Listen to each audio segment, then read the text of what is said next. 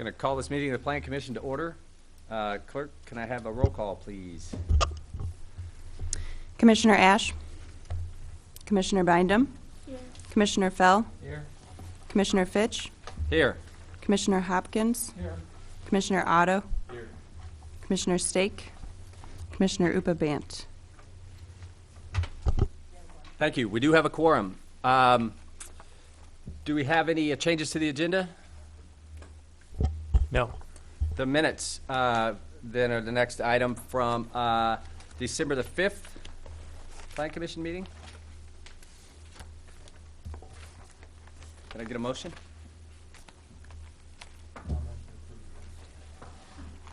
Motion by Mr. Fell. Second. Second by Mr. Hopkins. Any changes? Then I'll ask for all those in favor of approving the minutes, say aye. Aye. All those opposed? The minutes are passed. Now, let's see. I have a communication here. I'd like to just read quickly. As many of you know, Mr. Michael Pollack was chair of this commission for a number of years and recently retired into a life of quiet repose, I'm sure. I would like to read a proclamation that the City Council passed. It says, proclamation by the Mayor of the City of Urbana, Illinois. Whereas Michael Pollack has served the people of Urbana for 4 decades, and whereas he graduated from the University of Illinois at Urbana-Champaign, and whereas ever the innovator, he started a local business and was the longtime co-owner of the former record service on Green Street in Campustown, and whereas he doggedly pursued election to the Urbana City Council and served from 1989 to 1997 as representative from Ward 5, and whereas Michael continued to serve the citizens of Urbana with distinction as a member and long-term chair of the Urbana Plan Commission from 2001 to 2013, whereas Michael reinvented himself by going back to college and getting certified as a teacher of history at Urbana High School, where he became known as an inspired and highly effective educator, much appreciated by his students. And whereas Michael recently stepped down as a beloved teacher in history and government at Urbana High School in order to cope with serious health issues, and whereas the Urbana City Council wishes to honor the many contributions of Michael Pollack to the people of this community, now therefore I, Laurel Lunt Pressing, Mayor of the City of Urbana, do hereby proclaim December 18th, 2013 as Michael Pollack Day in the City of Urbana in honor of his many good works. You're here. Hear, hear. All right, I will reopen continued public hearings in planned case 2218 PUD 13 and 2219 PUD 13. Request for a Verdant Prairies planned unit development 4.01 acre parcel at 704 East Windsor Road in the R3 single family district. And I will point out that there are 2 additions to the packet. One was a replacement for page 3, wherein the staff recommendation is changed slightly. I'm sure Mr. Inkson will hit that in his presentation. And then these the plats are actually for the next case. So we have some different plats. So, Ms. Tyler. We're going to tag team a little bit on this presentation since I was able to attend at the last Plan Commission as well. And what you'll see before you is a very much changed site plan that's been altered to reflect a lot of the comments and discussion that the Plan Commission had at the last meeting. And I think you'll see that there's been a lot of hard work done, and I think we do have an improved site plan before us this evening. Some of the changes that you'll see is one, that the apartments have now been relocated away from the adjacent homes, the adjacent neighborhood. There was a bit of a concern about the scale of that proximity on the west side of the site. So now those are relocated similar to the original proposal, the approved proposal, in the center of the site. This also gives a very different look from Windsor Road. So Jeff is showing where the relocation is. So from Windsor Road, you would be seeing a much more articulated facade, which would be the front of the apartment building. So this change really benefits scale differential with the surrounding neighborhood and the view from Windsor Road. So we're not seeing the rear of the townhomes anymore from Windsor. And in fact, in your packet, the next page after the site plan, it's actually the north elevation. It says east, but it's the new north elevation. So just going to bring that up.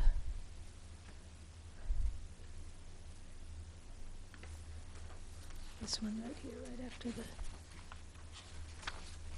So much more articulation there. Other changes, we had some discussion last time about some of the right-of-way encroachments with the vehicles in the right-of-way, and talked about the right-of-way lines and some of the setbacks, and the new plan, what they've done is remove those encroachments and actually reduce the right-of-way. So the road is still a public road, and it fits within a 40-foot right-of-way, and that also allows for a 5-foot parkway alongside for landscaping and utilities. So that adjustment to the roadway removed some of those encroachments that were discussed last time. Let's see, we've, because of these site plan changes, there are additional walkways added that allowed for more expansive pedestrian network. And did you pass out? Yes. Okay. So Jeff has passed out a highlight to show how there's still the perimeter walkway, so there's still that recreational option, but there are additional ways to get from the site to Windsor Road. Let's see, another change is, you'll recall the last plan just had one drive and then the kind of the big hammerhead turnaround. Well, now there's a second egress added.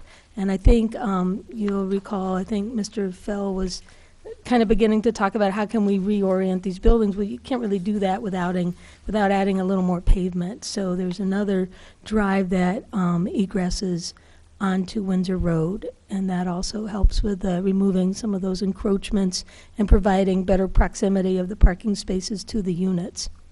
This would not be a full access.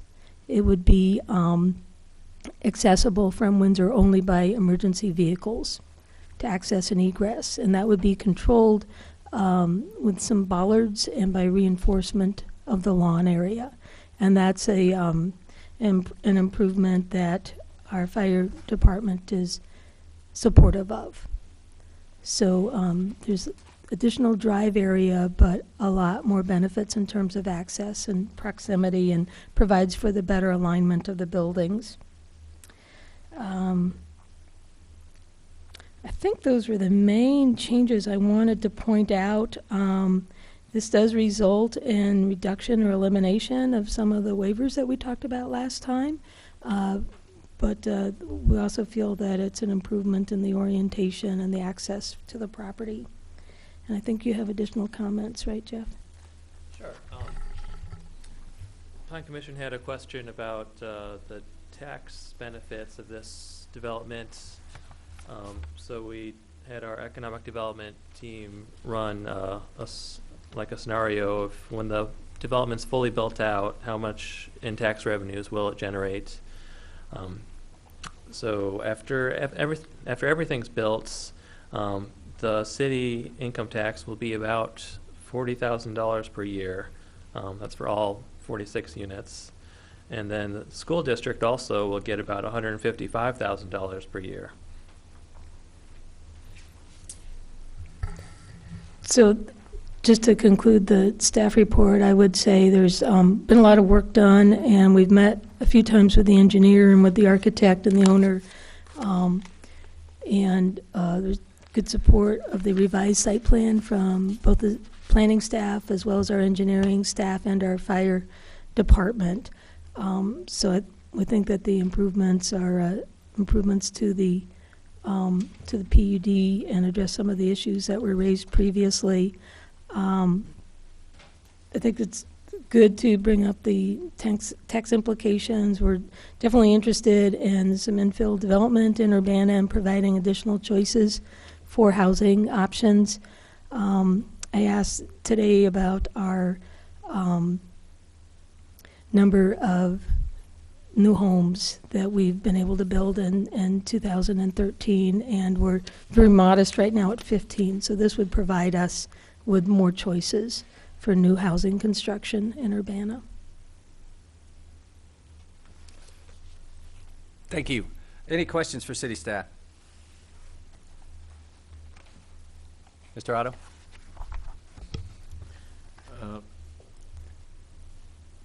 The footprint makes sense to me, but the scale of the buildings out by the street, we went through those too fast.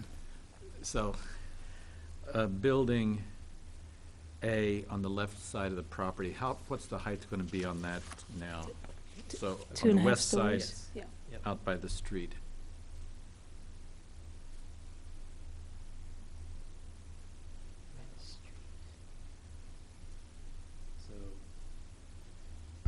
These will be the townhomes that Building A is comprised of.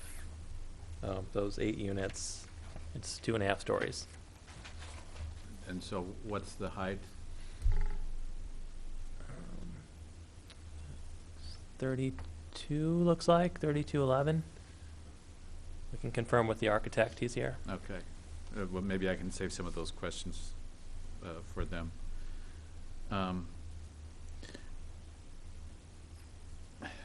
You know, and I don't profess to be able to understand the code, even though I can read it.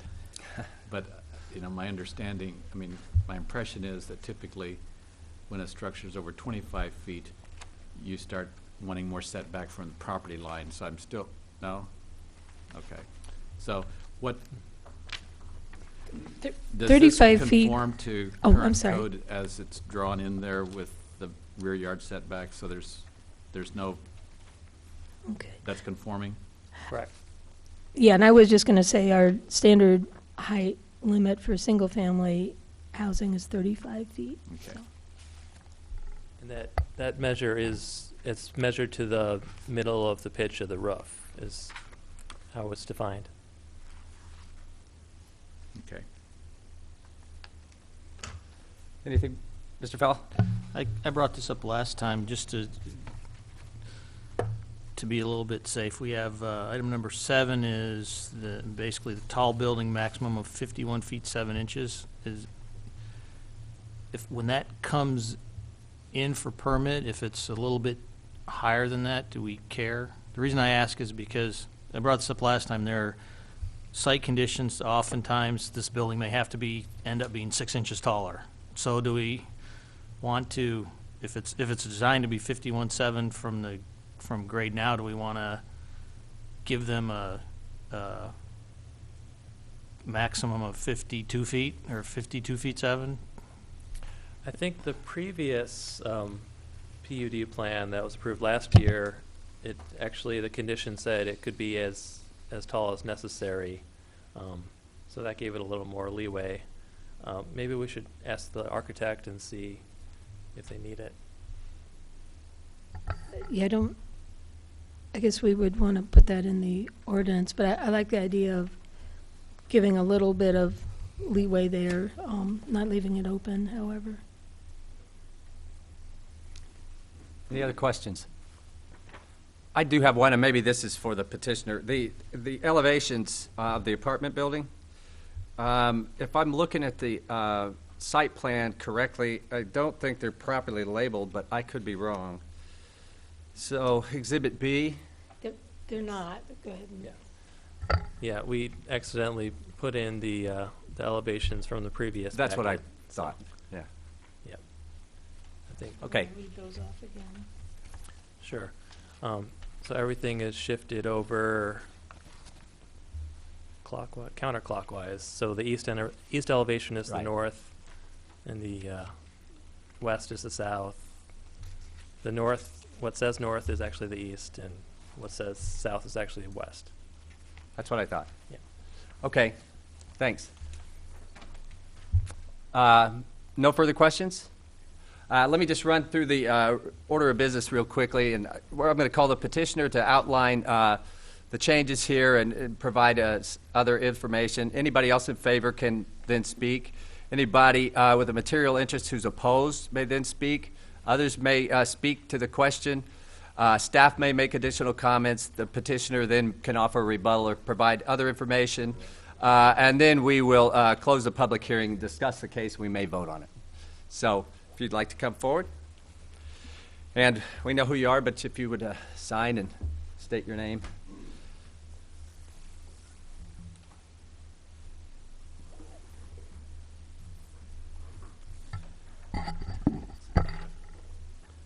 I'm Gary Olson. I'm Michelle Olson, Ryan Olson. the Olson triplets. It's a nice family.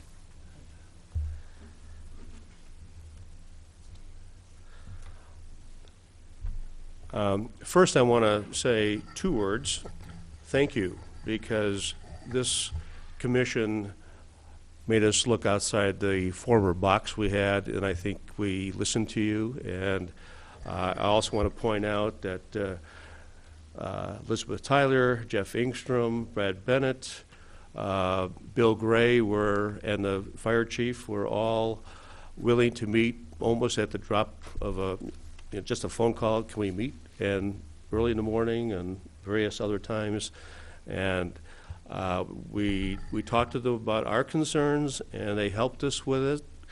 I think we have a very good staff, even though we have missed some people. But I think the core that you have is really very helpful. In a short time, we turned things around, and I think, first of all, I'm more proud of what we've come up with, and a lot of this has to do with the fact that we listened to comments that were made by the commission. And I want to, again, thank you for that. We're going to move forward. We have some answers in visual aids that will show you scales of the building, for instance, from Windsor.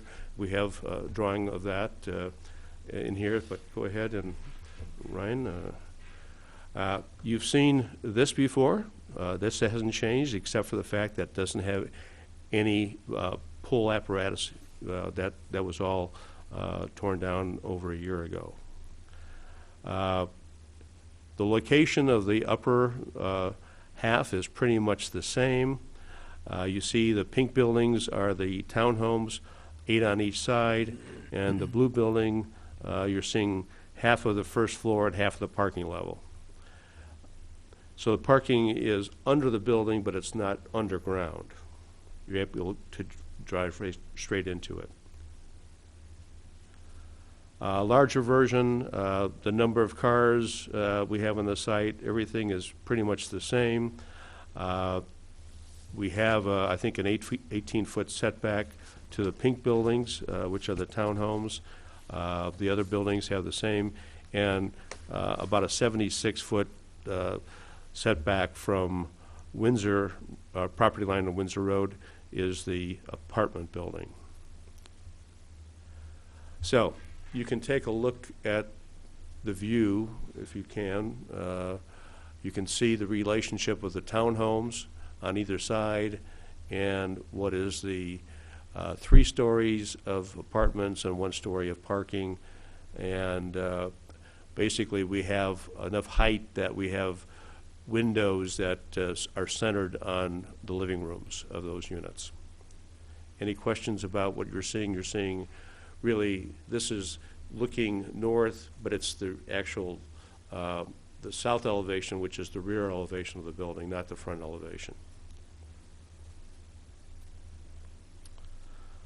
So we're going to go through the townhomes again,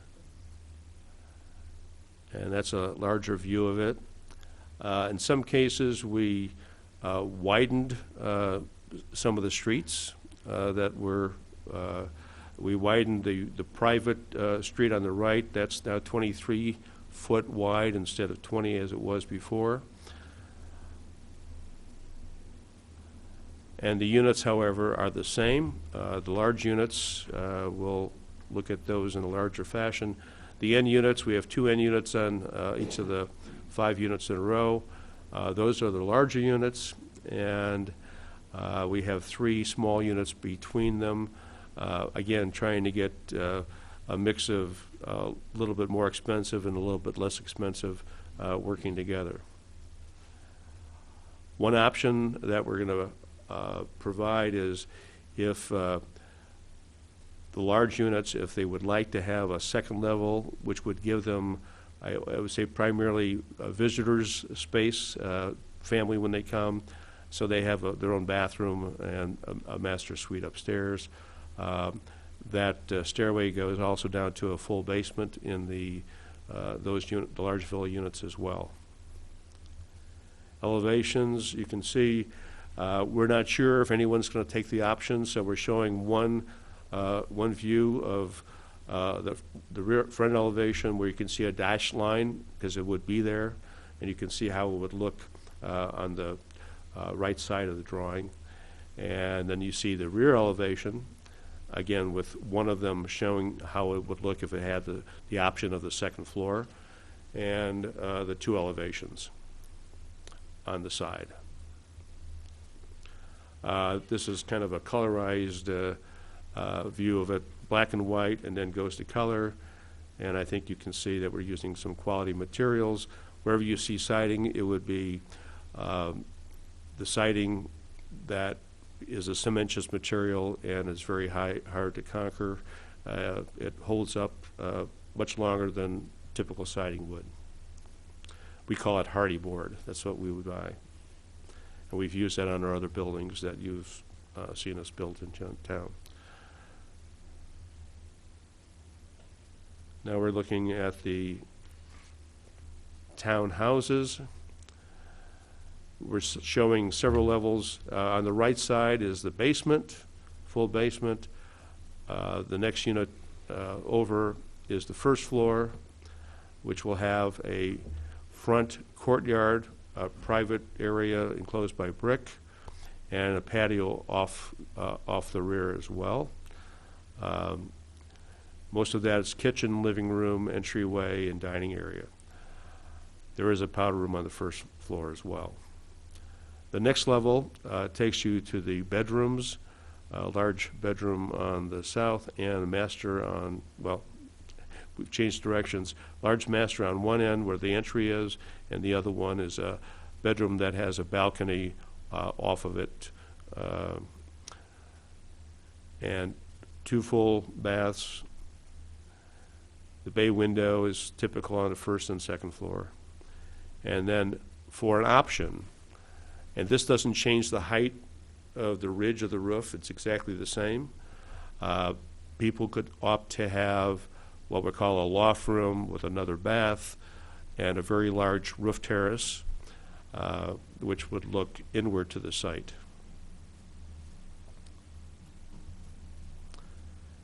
And that's the view, same view you saw before. We're showing, so you can see the front of the building, and then you can see the front of the building with the courtyard, brick fence, and access ways.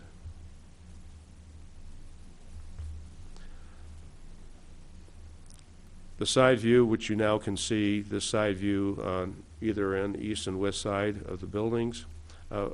Looking north, you'll see this on the east side and the opposite of that on the west side. And the rear has a little bit of brick, but mostly hardy board siding, different colors. The bottom area will have a cream color and a white color, horizontal siding, and the other one will look very much different in the sense that it'd be kind of a scale look. And then we have a fence as well.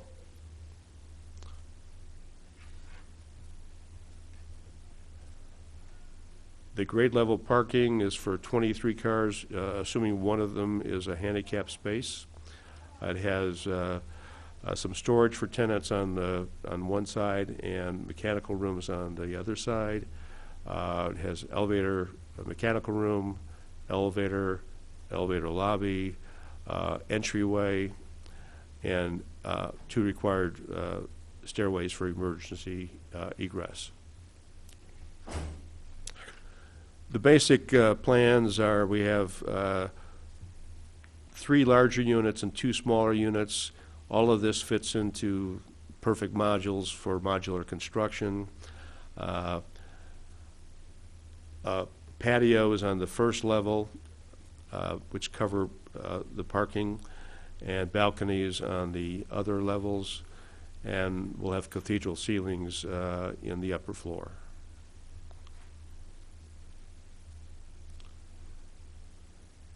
The large apartment is only 2 feet wider than the small apartments.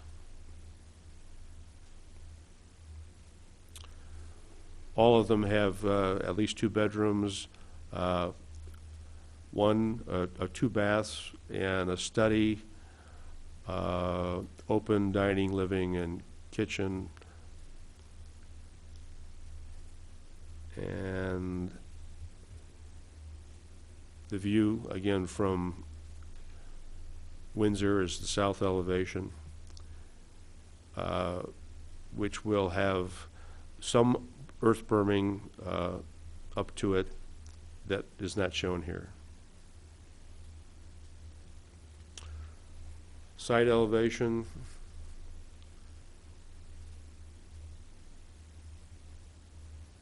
And what would be the front elevation, the entry elevation, where cars would come in, people would come in, maybe waiting for someone to come down from the elevator to pick that person up. And generous open space on balconies that are quite protected. Again, our plan is to have all the structures done modular. We've done that before. It's worked out very well for us. And concrete streets, walkways, and perimeter path. And we will certainly have maintenance after the construction. And I'm wondering if we have our Skype person here.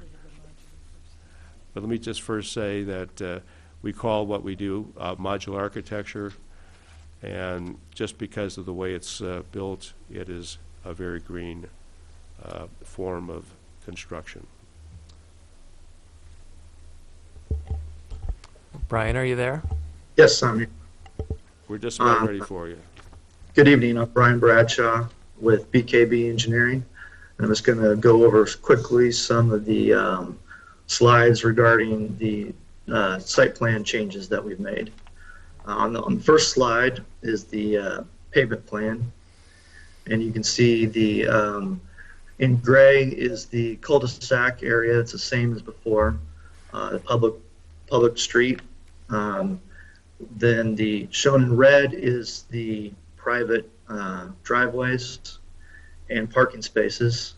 We're going to be adding over a dozen additional parking spaces for visitors on this new plan versus the old plan.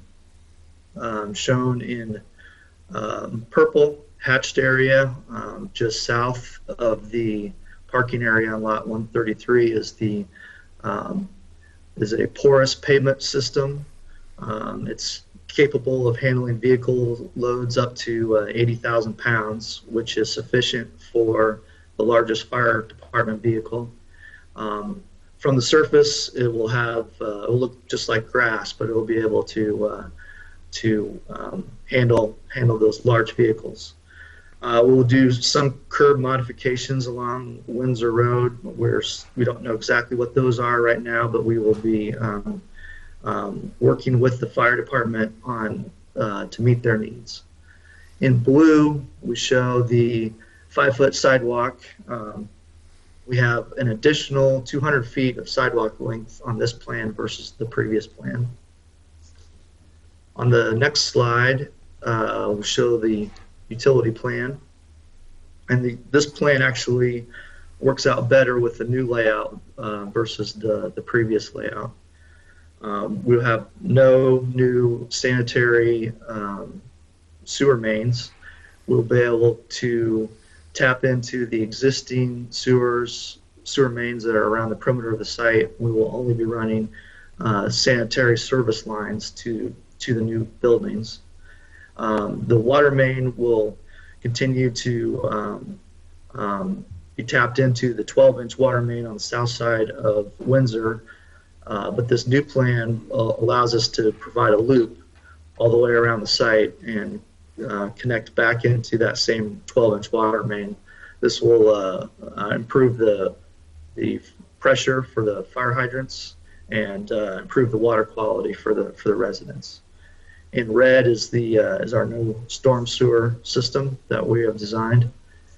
On the next slide, you can see the proposed watershed plan. It's essentially the same as before. The major difference is the the stormwater basin shown in blue.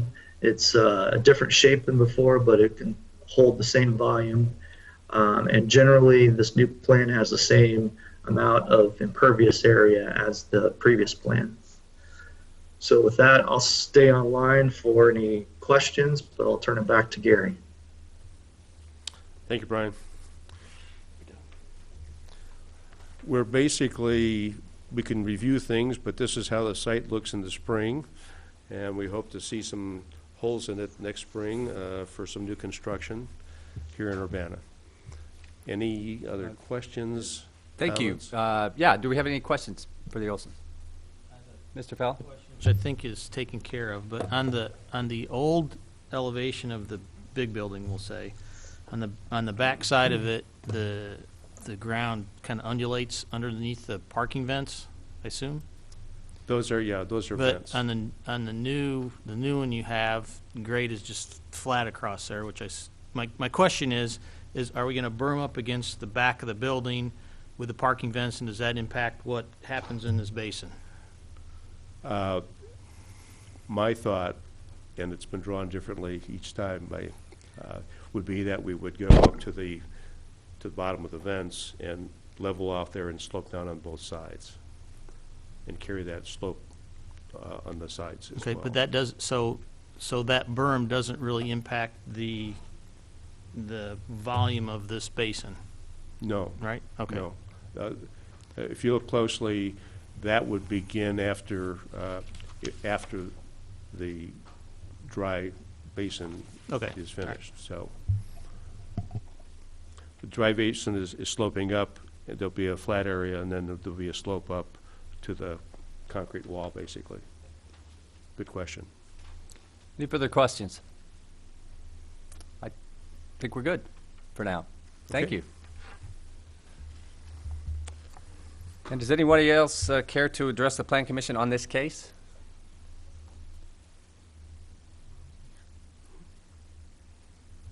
I'm going to call that a no. I was just going to do that as soon as I So with that, I'll close the public hearing, and we'll begin discussion. Anybody have any thoughts on the redesigned site plan?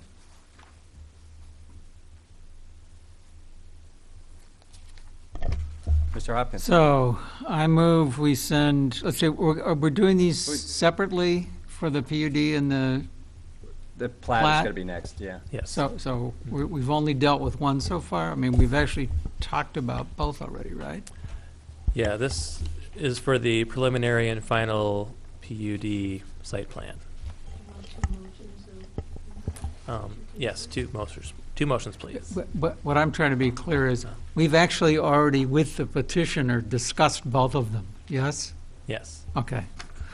All right, so I moved that we send case number 2218 PUD 13, preliminary PUD, to City Council, the recommendation of approval. Motion by Mr. Hopkins. Do I hear a second? Second by Mr. Otto. So, and maybe I'll just move the other one at the same time, because I think it'd be Sure. easier just to deal with them Let's both do at the that. same Can time. I add do we Mr. want to do a couple things? I mean, still, We have to discuss it. all right. Yeah, we'll get it on the table, yeah. But do you want to do one before you do the plat? Because I think most of these things relate to both of them, I guess is yeah, okay.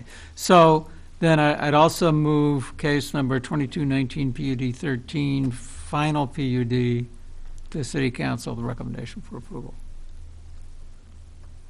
Motion I- with, yeah, the, With the following waivers. And if we want to amend them, we can do that later. Let's get it on the table. right now, for the record, it's as in the revised waivers passed out just before the meeting. Yeah. Motion by Mr. Hopkins? Second by Mr. Otto. Discussion. Okay. Mr. Bell?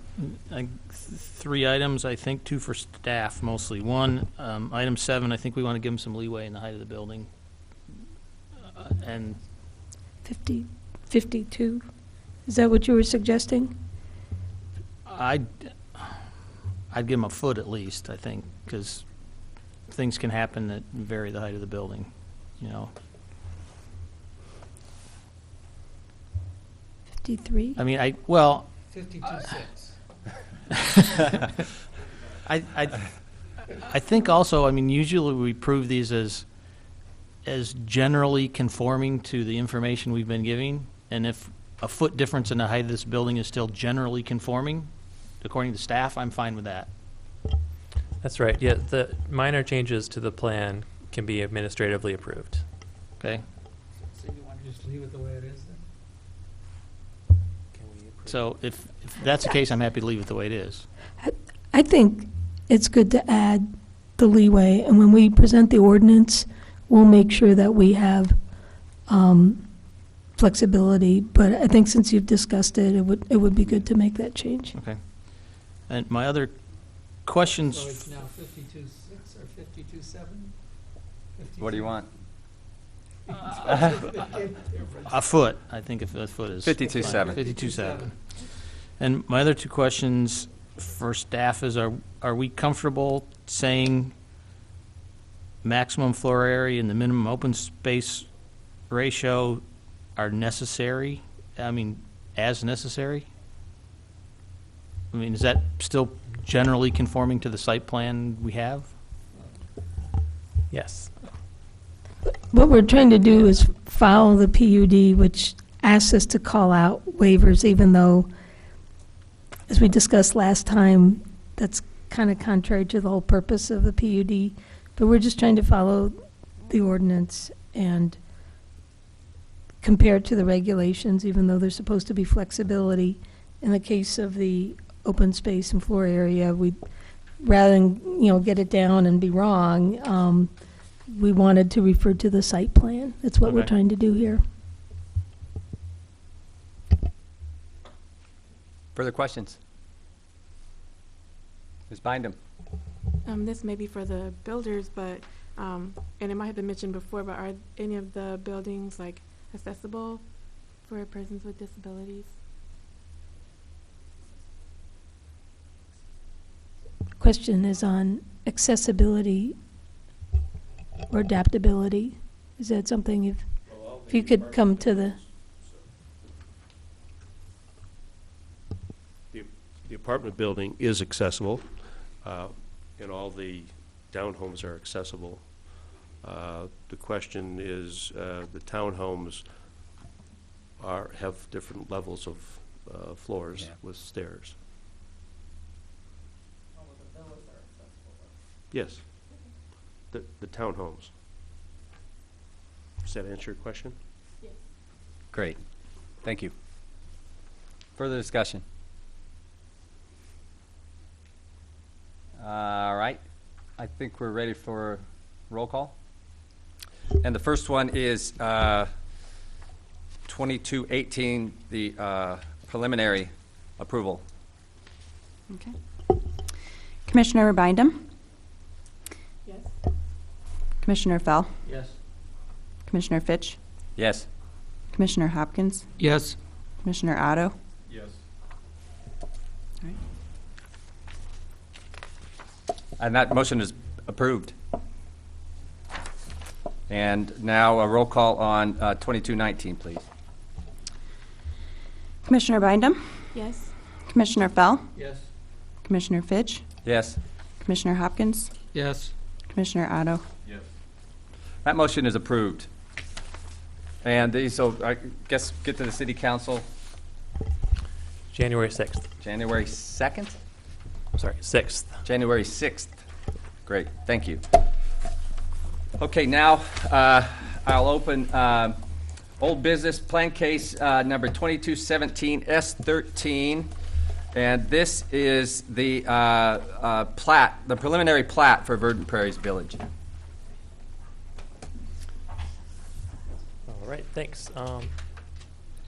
Which, again, as Mr. Hopkins pointed out, I think we essentially discussed, but anything that we've missed. I believe Mr. Bradshaw did a good overview of the plat in terms of utilities, access, pavements, stormwater. I just wanted to share with you, we passed out tonight the full plat, all 4 sheets. In your packet, we only had 2, but we have all 4 for you now. And the sheets show everything required on a preliminary plat. This is a major development, so it goes through a preliminary and final platting. The final platting will come later when they're ready to sell the units. And everything required on a preliminary plat is shown. There are a few waivers from the subdivision code, which because of those waivers, this case will be forwarded to City Council for final approval. Normally, Plan Commission would just approve a preliminary plat. But we've really discussed the site plan. So the waivers are just a couple things to allow lots that don't front on a public street. These lots on the southeast corner here, which will be fully accessible by public or an easement through an alley. And they'll have the same access, emergency access as all the other lots. There's a minor waiver for the detention basin to be a little closer to the right-of-way than normal, but the applicant has agreed to put in some signage and landscaping to help alleviate that. And then the new waiver is for the width of the right-of-way to be reduced down to 40 feet, which actually in our subdivision ordinance, it's only required to be 50 feet wide for a planned unit development, but they will be providing the full pavement width of 31 feet. And the other waiver is private alleys, which we discussed are necessary to provide access. So staff is in support of all the proposed waivers.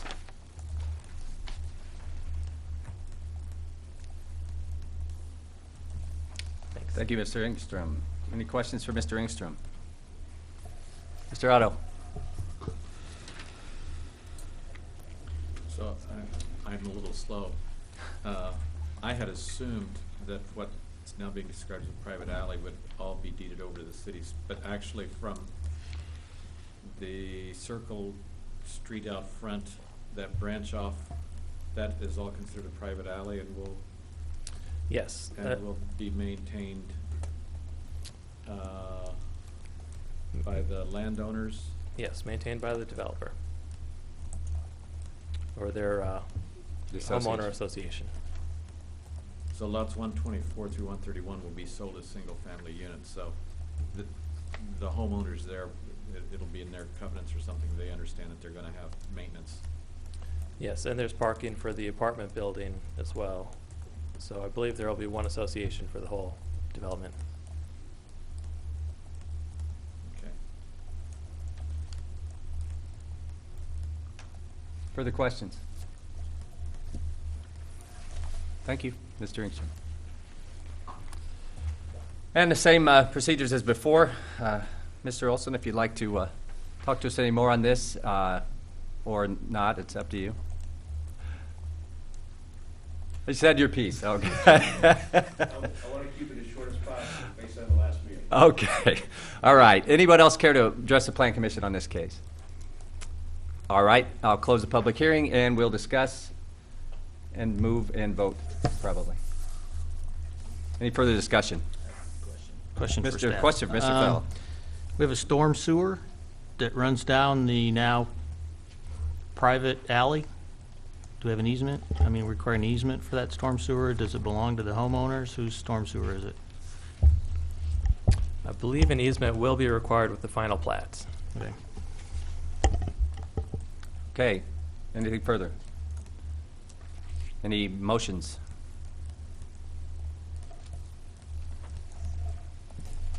I don't have it in front of me.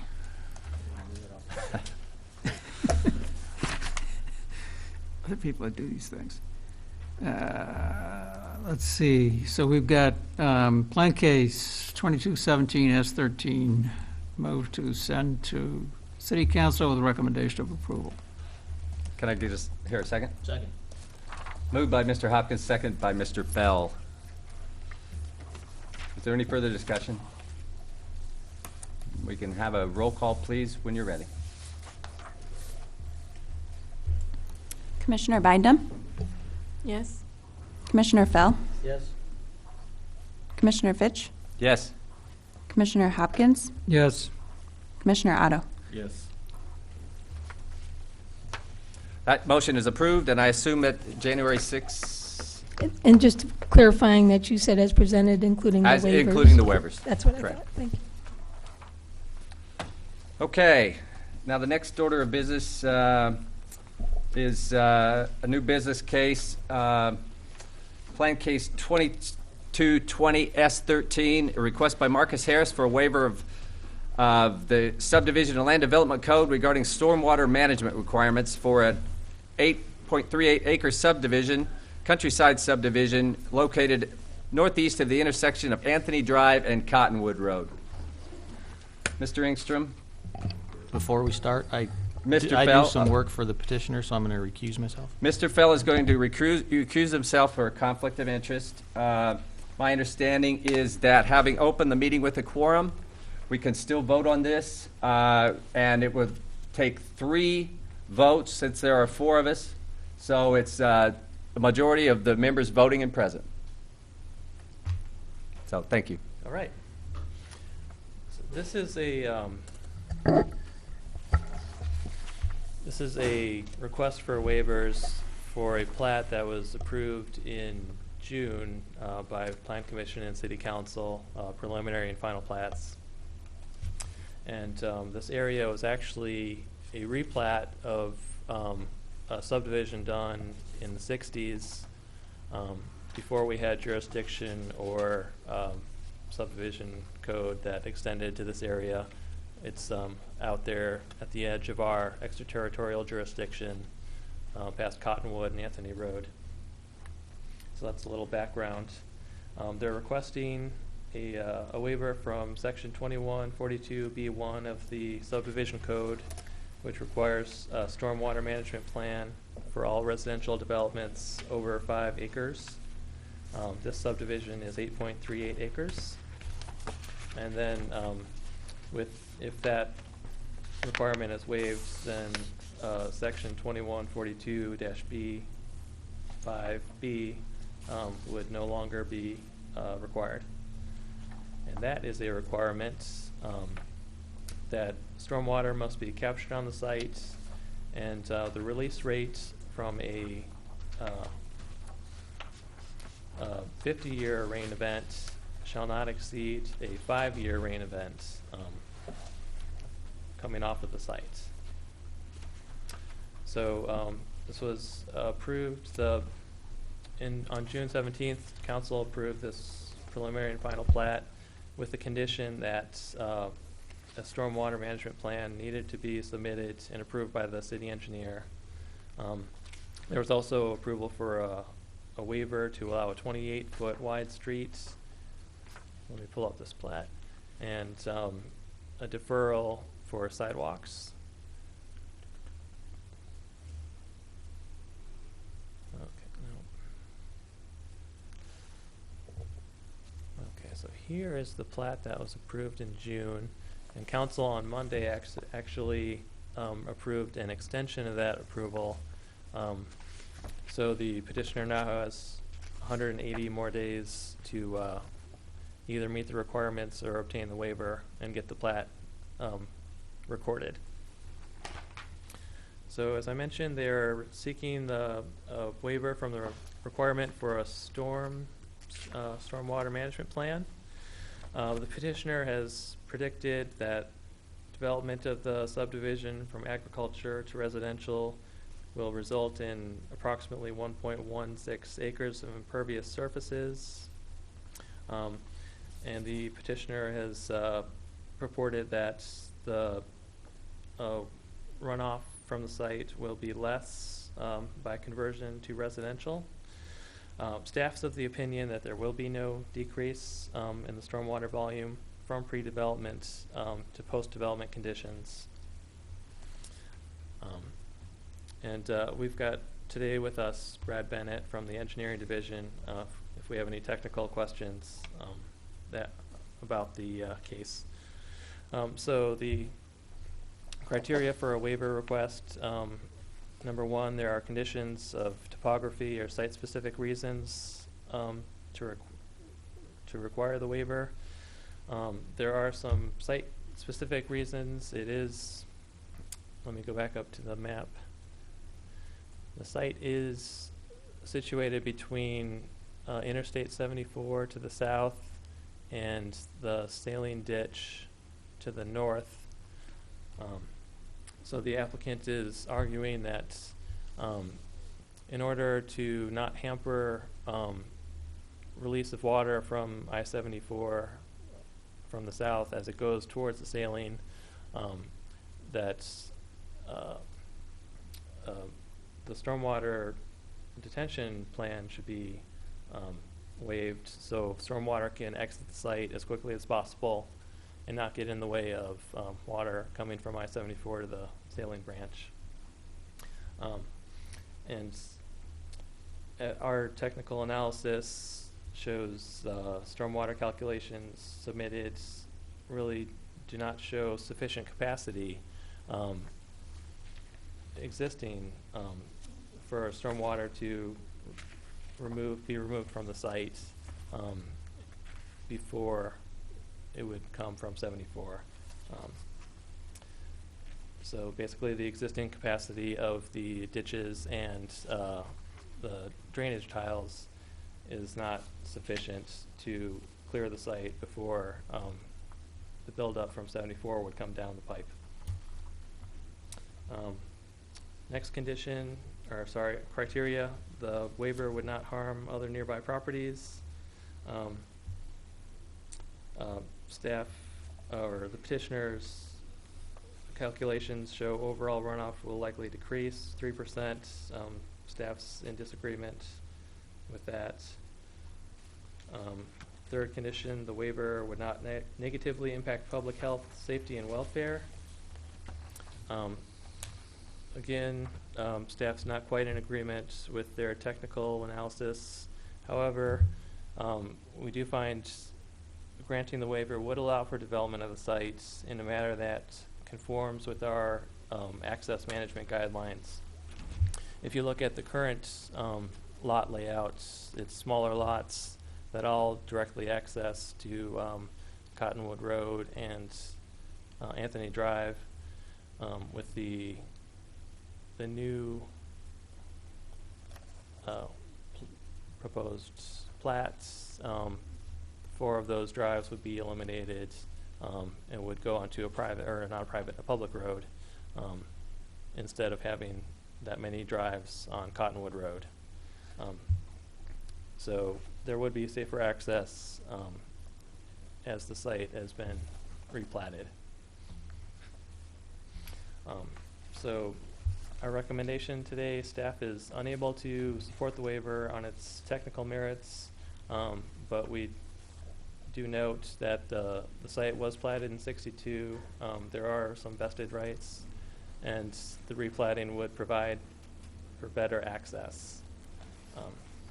And if you have any questions for staff, we'd be happy to answer them. And the petitioner is here as well. Oh, there's Libby. Ms. Tyler. Brad may want to add a few comments too. So what we have here is a rural subdivision that was platted many years ago and kind of in a substandard way and hasn't really been built out. The proposed subdivision is an improvement in terms of the lot sizes and the access, big improvement. However, and I'm sure the petitioner will talk about this, there are people interested in purchasing, I know, at least some of these lots, but they're not able to provide all of the urban improvements to the subdivision and make it happen. So the petitioner is able to provide a road, but not stormwater detention.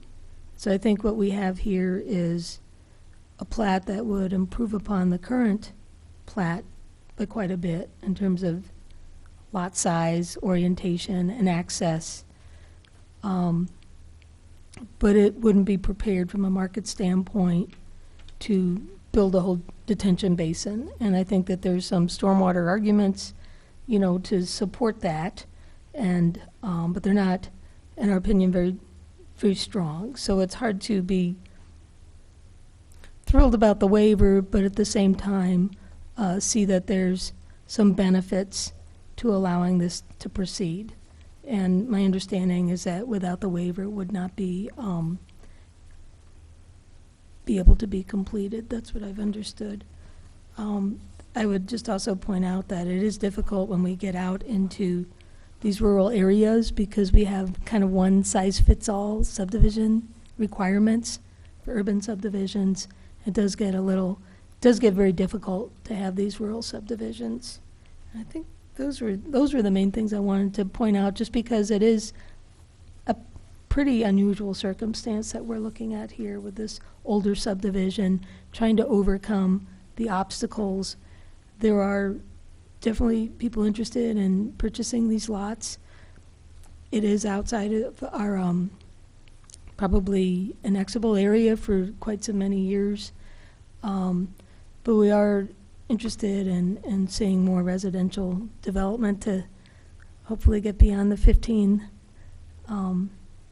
new homes that were built this year. So I'll just try to point out some of these points to show some of the balancing that's here. Brad, did you want to add some things? I think you summarized all the issues perfectly. All right. Mr. Hopkins, question? I want to see, I gather we're not going to have any more technical explanation unless I ask for it. Is that where we are? The petitioner's here and his engineer. Okay, And Brad is here, so I think if you have questions on this waiver, we absolutely can answer. Okay, but I don't need to ask Brad now. I can ask Brad later. Is that correct? Because it probably makes sense to hear their presentation first, I guess. Okay. Any other questions? Ms. Bindum? Just regarding the comments that Ms. Tyler made, I guess I'm not understanding exactly. So you're saying that people are interested in purchasing some of the property, I guess, on this plat, but they're not able to provide the storm drainage for some reason? I think that's something I've just heard, and it would be best for the developer to, you know, if that's true, that he could expand more on that and, you know, let us know if that's the case. Okay. I did have a question. I mean, so in essence, they have to file a plan that has to meet this 5-year, 50-year runoff requirement. But is a retention pond the only way to do that? I mean, is there some other way you could? Is there some compromise here that allows the thing to go forward?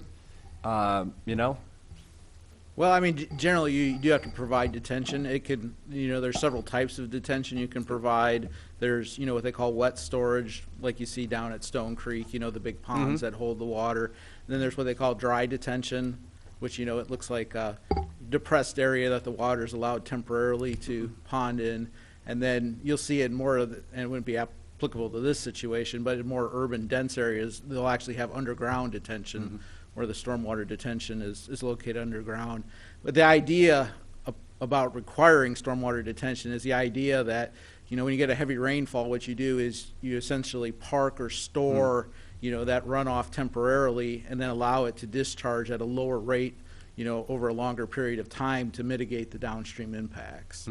So unfortunately, there's really no way of accomplishing that without having some sort of storage. Really, with stormwater, either you store it and release it at a slower rate over time, or you build really big pipes and route it very quickly to the stream. So those are kind of your two options. You know, the green infrastructure stuff, you know, for these design storm periods, you know, for the 50-year storm, aren't going to be able to handle the capacity. The soil gets saturated beyond, what the infiltration rate is. So, green infrastructure stuff helps with like a 1 or 2 year storm. But you get up to the 5 and definitely the 50-year storm, green infrastructure isn't going to be able to absorb or soak in all that storm water. Thank you. Further questions at this time? Thanks. All right. Well, I'll follow the rules as we usually do, and I'll outline them real quick. The proponents are the petitioner will state their case. You can come on, and then opponents may present evidence. We may ask staff for additional clarification, and then the petitioner will speak to us again, and then we'll enter discussion. So, if you could state your name and sign the sheet, I would appreciate it. My name is Marcos Harris. My address is 1780 County Road 1650 North, just down from the planned subdivision. One of the things Ms. Tyler started talking about was the cost of this project. Originally, I started out with a plan to make a rural subdivision that had 6 lots with one already built house that we would remodel. They would be 1 acre plus lots for those people that were seeking something greater than the 1/3 to 1/4 of an acre that you usually find in a more urban, like if you went to, say, a Behringer Common, Stone Creek, those are probably more standard, 1/3 of an acre lot. In that process, this happened to be in the ETJ, which is the extraterritorial jurisdiction of the city of Urbana. So we went through the process and we found that we had to put a roadway in, which got kind of costly, but it is for the good of, in the long run, it makes it consistent with the other subdivisions as the city would expand. Although, as we've said, the city will probably not expand to this point for quite a while. I'm not sure exactly what the growth rate would be, but it'll be a little while.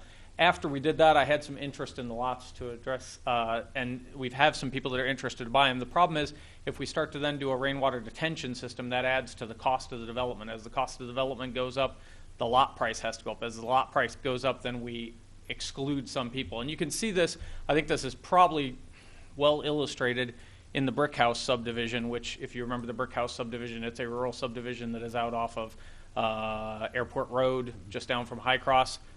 I don't know how long ago that was plotted, planned, and all that. And again, same things.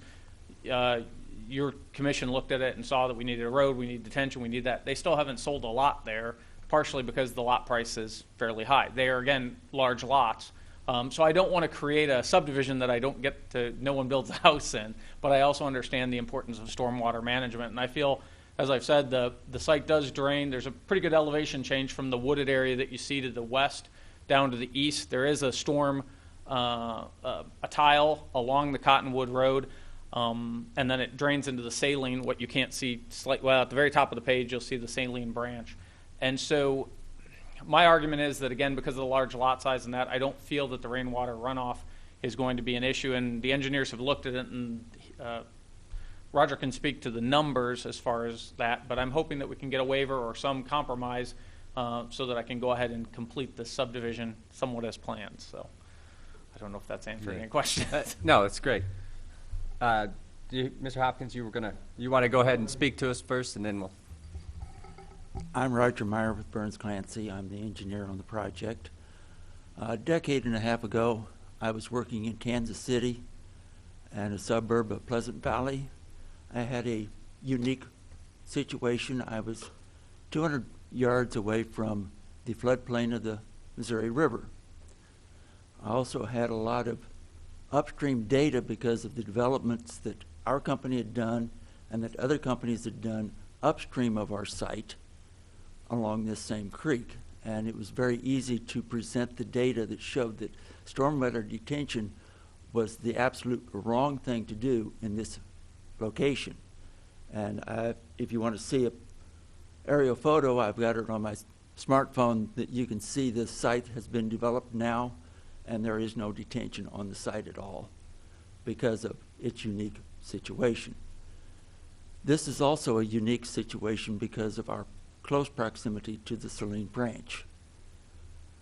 It is my opinion that we can discharge our stormwater in an expedited manner to get rid of it before upstream water comes to our site. It's kind of like if we have two businesses along an interstate that are exits are 5 minutes apart. if the two businesses let their employees go at the same time, these employees are down the road before these people from this industry get to that exit. So we kind of follow each other instead of parking ourselves on top of each other. If we put detention in this particular location, number one, we reduce the value of whatever lot we put that detention on, because now these people are going to have a pond, periodic pond in their yard. So their value of that lot goes down. And we increase the probability that our discharge is going to be simultaneous with the upstream discharge. City staff has looked at this, looked at my numbers.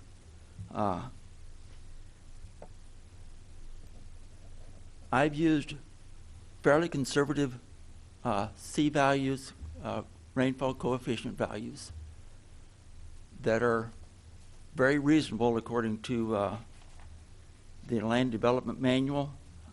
If you look in the Land Development Manual on table 14.7, which I've got a copy, I've also got the book here with me if you want to look at it. C value for residential should be in the vicinity of a 0.30 to a 0.50 for single family. City staff has used a C value of 0.4 in their recommendation. 0.4 is a very reasonable number for a lot in town where you've got quarter acre, third acre lots.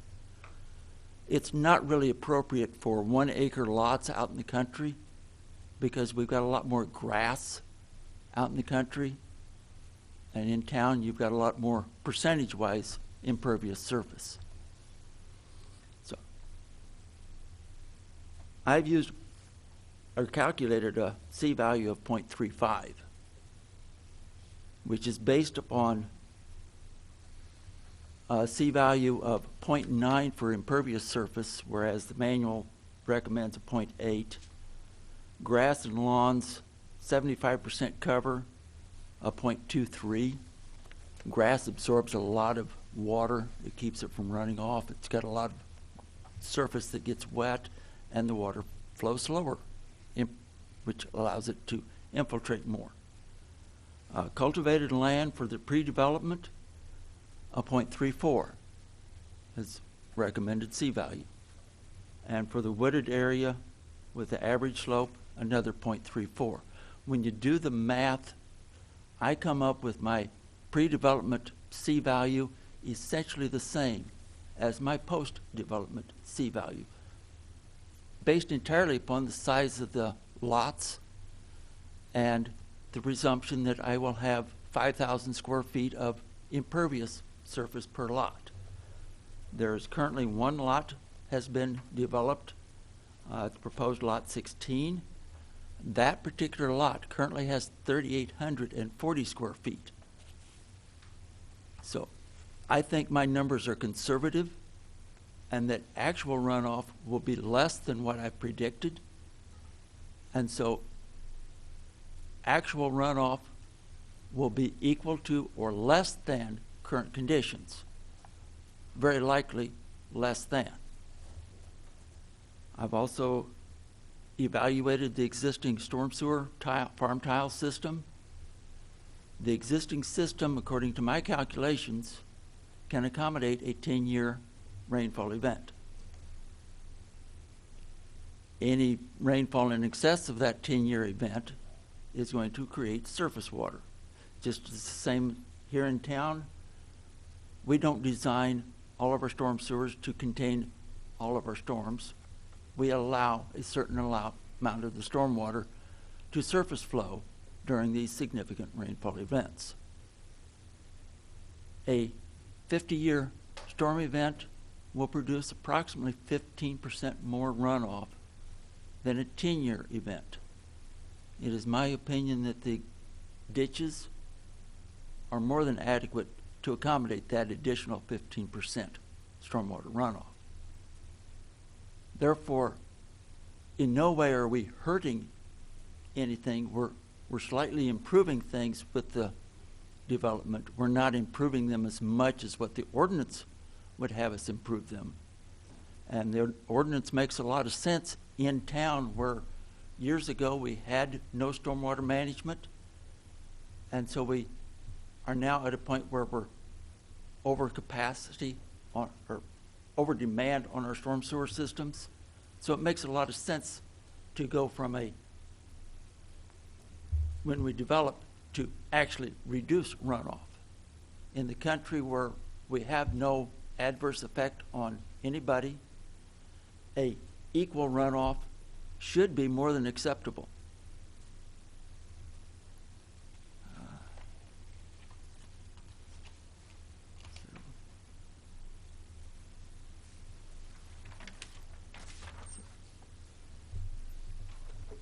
And one other note, a 5-acre parcel of land would be exempt. We've got approximately half the impervious surface that a 5-acre parcel would by right be able to have. So just because we're above the 5 acres, we fall into a much stricter stormwater management issue. We're a 5-acre parcel could actually increase runoff, whereas a 5.1 acre parcel has to decrease runoff per ordinance. And our runoff will be significantly less than what a 5-acre parcel would have the right to produce. All right, anything further you'd like to bring up before I think Mr. Hopkins was going to ask you some questions? Mr. Hopkins. Okay, I want to see if I understand the things at issue. One argument is that you're downstream of the city of Urbana relative to the Saline Branch. So it makes sense not to detain water here. Am I right? That's one of the arguments? Correct. Then there's a second watershed routing issue, which is the ditches, and I gather a farm drainage. It's not clear to me whether it's a DOT culvert or a farm drainage tile, the 14 and 15-inch tile. But we're also routing that as well, right? Years ago, before the interstate was built, there was a farm tile that extended from south of interstate, what is now Interstate 74, north to the Saline Branch. This farm drainage tile was along the edge of the road. When IDOT designed Interstate 74, they did not want this drainage tile under the fill for the overpass. So they constructed a storm sewer which extended from south of the interstate, south into the overpass ramp, northerly along the western side of Cottonwood Road to Anthony Drive, then diagonally across Anthony Drive to the same existing field tile that they were abandoning further south. From there north, it is still the original farm 15-inch diameter farm tile. So we've got a closed system that IDOT put in from the inlets south of the interstate, and that's 1,800 feet north to the Countryside Second Subdivision property. Okay. It's a closed system, so the only water that gets into it is what infiltrates into it as a tile. But if it's a storm sewer system, it shouldn't infiltrate. And what water flows into that inlet south of the interstate. Okay, so this subdivision contributes nothing to the flow of that tile. Yes? No? Yes, it does. Okay. We've got the proposed street with a storm sewer system on that street to accommodate drainage for the street And that storm sewer system ties into this existing tile. Okay.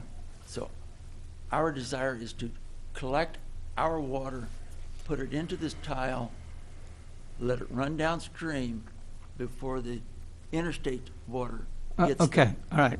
So that's what I thought. But so we have a second routing system. So I guess what I'm trying to do is just narrow down to figure out which questions we can actually focus on. My reaction is, I don't think there's a whole lot of argument that you can beat the city of Urbana's intense water coming down the saline being within 1,800 feet of it. The details of this other routing thing are less clear to me.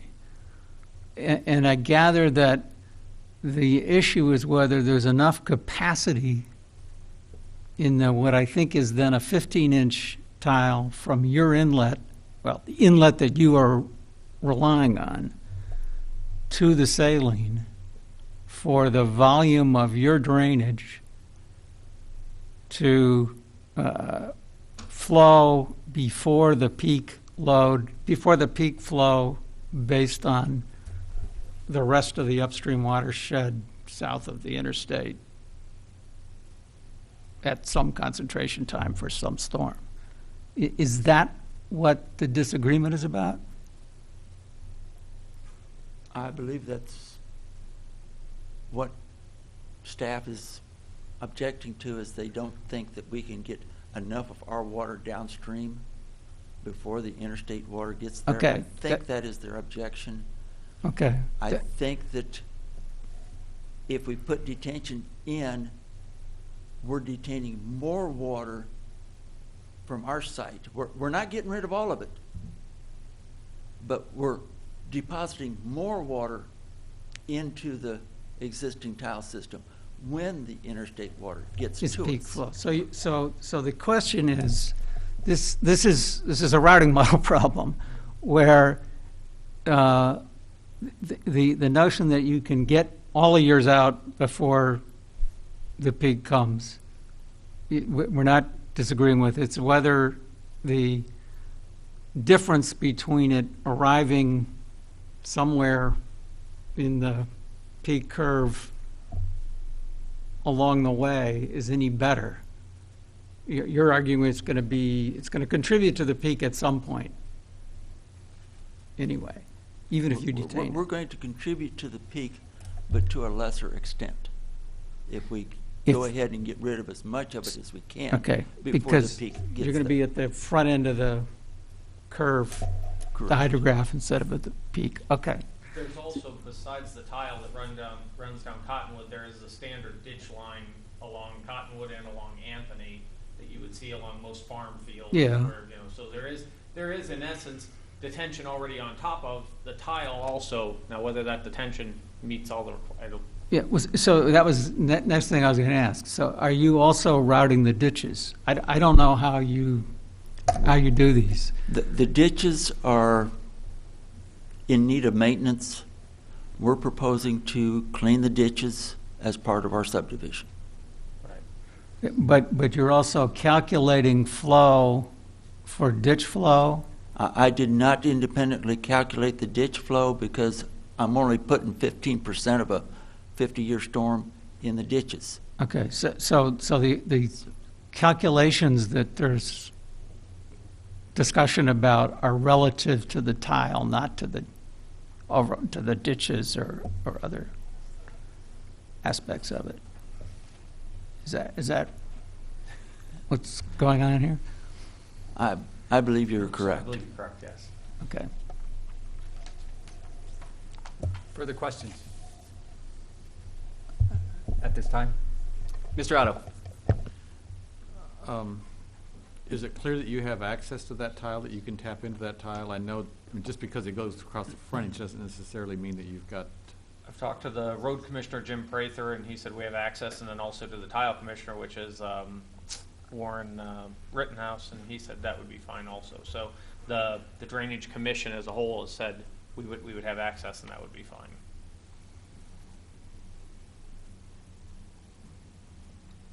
But Just to clarify the staff's position, Turn it on there. you know, the question of the C factors really isn't critical to the argument, because the way the ordinance is written, it's not, the ordinance doesn't say if you have the same amount of runoff pre-post development, you can get, I mean, the way the ordinance is written is if you're over 5 acres, you have to provide that detention. So I don't think that's a real critical part of the argument. Our staff's big concern, it would be the downstream capacity. And I mean, based on the information submitted by Burns and Clancy, they're showing, you know, for the 5-year design storm, they're showing that tile that would be taking that water surcharge to 6.5 feet. Now, the way the ordinance requirements are written, you know, you're supposed to be able to pass the 5-year post-development storm in your storm sewer system under gravity conditions, not under 6.5 feet of pressure head on it, which is what they're showing. So, I mean, we have concerns about that. The other thing to point out from staff's perspective is, you know, for a new site that's developing, you know, for stormwater detention, we require them to route that 50-year flow into the detention basin. They can do it with the storm sewer system under surcharge condition. Now, that's for the 50-year storm, not the 5. The 5 has to be gravity. But, you know, they can use overland flow, but what their site is showing is they can't even get the 5-year post-development storm down to the saline under gravity conditions. So we have some concerns about the ability to route, you know, the 50-year storm off the site down to the saline, you know, based on the calculations submitted to us. And the 50-year storm under the ordinance would be routed through the storm sewer. No, it would actually, it has to be routed into the detention basin, and then out of the detention basin, you can only release the 5-year storm rate. So you have a lot of water coming into the detention basin very quickly, but you're throttling it there and slowly releasing it downstream. So the maximum, so the storm sewer is supposed to be designed for the 5-year. Post-development storm. 5 years, so it. Yeah. Where the storm, essentially the 50 has to fit the storm sewer accomplished by detention. Well, the 50-year has to get to the detention basin. It could come through the storm sewer system. That's part of the, you know, the street system or the subdivision. And once a 50-year storm gets to the detention basin, it has to stay there or be held there because it's only allowed to be released at the 5-year release rate. So it's coming in at 50, it's going out at 5. Okay. And part of the logic of it being released at the 5-year rate Mm-hmm. is that the storm sewers downstream of it Are designed for a 5-year storm. designed You're for correct. 5-year. Yes. All right. Mr. Otto? You don't have any drawings that I see. I mean,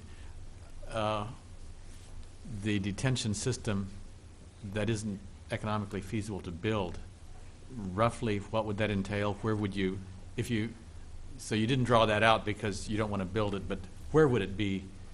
The only practical place to detain water would be in the northwest corner of the subdivision, which would make that proposed lot 11 less than desirable. Yeah. And as Mr. Bennett said, there is the option of underground storage, but that gets extremely costly. So that becomes really cost prohibitive. Again, trying to keep these lots at a reasonable rate, but also still making the money back. And the road added quite a bit to the proposed. Originally, my plan, or the plan that we came up with, was we were going to put a shared driveway for the 4 lots that are, right, that drawing's not up there, but the 4 lots that come off of Cottonwood, we were going to put a proposed driveway. Well, then again, because of the ETJ, because of emergency vehicle turnarounds, because of, and I understand that, but that added a lot of money to the proposal of the cost of the project, where before we were talking about a shared driveway that was maybe 12, 14 feet wide, that was maybe, concrete, maybe it was gravel, maybe it was something else, but, so we've added a lot, and even then, that added to the impervious surface, and therefore, so the cost is just getting a little high to make it actually feasibly work. So then there's the opposite, the other option is to then take it, scrap the idea, and do something else with the lot, or the subdivision, which was what was done before, which was, I guess, farming. Or to sell a lot as it currently exists and build driveways and buy additional property for the septic system so that it wouldn't be on the lot, it would be on a tract of land Yeah. behind the lot. And then you end up with multiple driveways, and you end up with a less than clean record title deeds. They would be lot 2 and a tract of land described as such and such and such and such.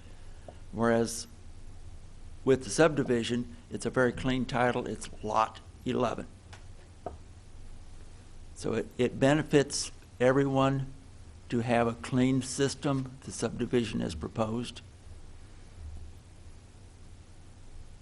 You were starting, Mr. Otto? Yeah. And then, I mean, you know, I've owned land in the country and, you know, done a real subdivision. And, you know, I know these water drainage issues are huge.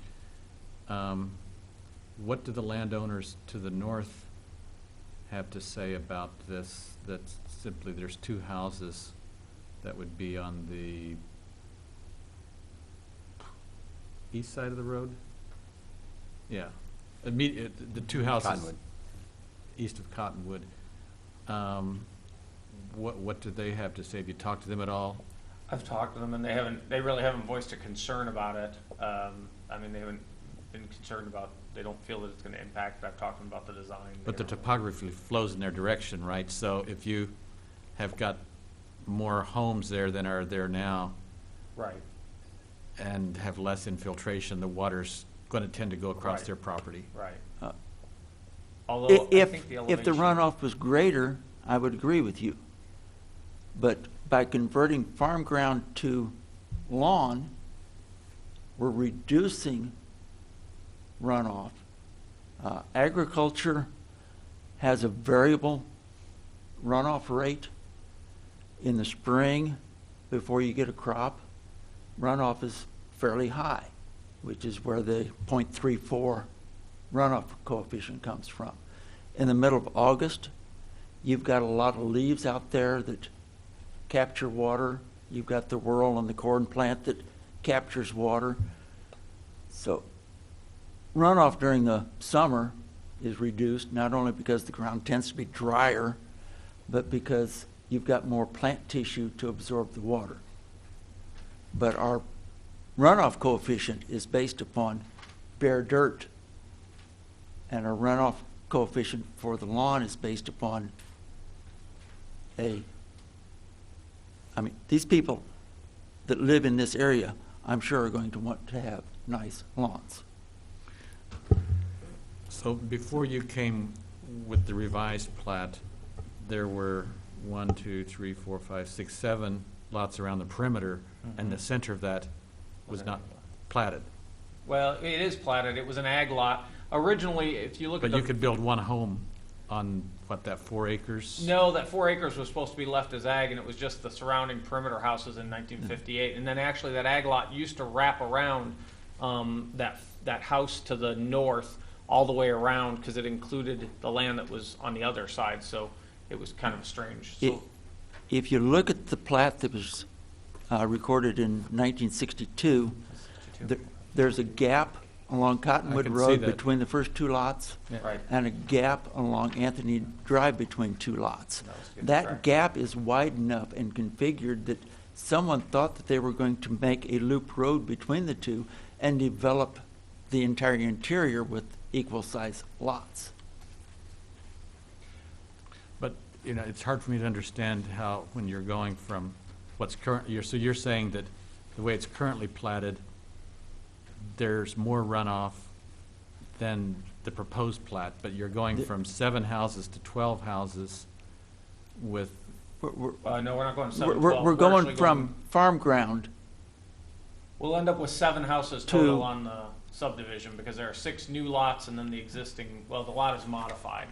And what we were saying is that the grass and the lawns and the plantings and the things will actually hold more water than the bare farm ground. The other thing is, you know, typically, at least houses in the country, people who are going to build a house, and I'd like to leave it up to the homeowner, I have a house in the country that sits on, well, a couple acres. And when I built my house, I made sure that I created a detention system for myself, which is a French drain, a pipe, rock buried, and I made sure that I had a place for all of my rainwater runoff, be that from my gutters, be that from my pavement, be that from my sump pumps. I made a place for it. And so I'm leaving it more in the hands of the builder and the owners to think about instead of making one big detention pond. So I plan on that there needs to be rainwater management, but I'm making it more localized in the sense of that the homeowner takes, and again, most people who, again, are going to build a house on an acre lot know that, well, we may need something, and theirs may be a small water pond, theirs may be, they may do something else, but I want to leave it up to them, I guess, is my thought, and also not take up a whole corner. If you look at the pre-development runoff coefficient for farmland of 0.34, that means that approximately a third of the runoff or rainfall will run off. When you look at that same property in lawn, you've got a runoff coefficient of 0.23, which means only a fourth of the rainfall is running off. 90% of the lot will be grass instead of farm ground. So on 90% of the lot, we're going from a third of the rainfall running off to a fourth of the rainfall running off. The other 10% of the lot, we're going up to a 0.9, 0.8, 0.9, depending upon how it's configured. So that 10th of the lot, we're tripling the runoff. But the other 90%, we're cutting the runoff by about 50%. So that's why it balances out, that we end up with a marginal decrease in runoff. Mr. Hopkins, did you want to jump in, or Mr. Otto, are you finished? Go ahead. I'm thinking. So I don't know at what point we want to get into deliberation, but at this point, this is working, so I guess I'm going to go ahead. But I think we this may be another case where what we want to find is a solution rather than focus on yes, no. And my impression is that there's no argument really about the runoff based on the runoff coefficients. That is, it's going to be approximately the same. It may be a little more, it may be a little less. But that's not actually what the ordinance is about. The ordinance is about handling a 50 relative to the current 5. And nobody is arguing that they have proposed a way to do that. Okay? So what I'm trying to think is, can we do a waiver in a way that says there are conditions? Presumably we can put conditions on a waiver? I don't know. And I can think of a couple of kinds of conditions, probably more. One would be a bond or a covenant that deals with 10, 40, 80 years from now, when we actually have to size the storm drain on Cottonwood Road to handle development on both sides of Cottonwood Road, at which point we'll be figuring out, I think, a better way to do detention for a larger area than putting 8 tiny, hard to maintain, hard to design detention ponds on whatever, 8 different 5-lot subdivisions. And I think we've got a way through the ordinance, because I think we did this in the Walmart case, of regionalizing detention requirements among developments or parcels. Yeah, actually for the Walmart, they provided their own on-site detention. It's actually back behind the store. Yeah, It's in a fenced-in yeah. area.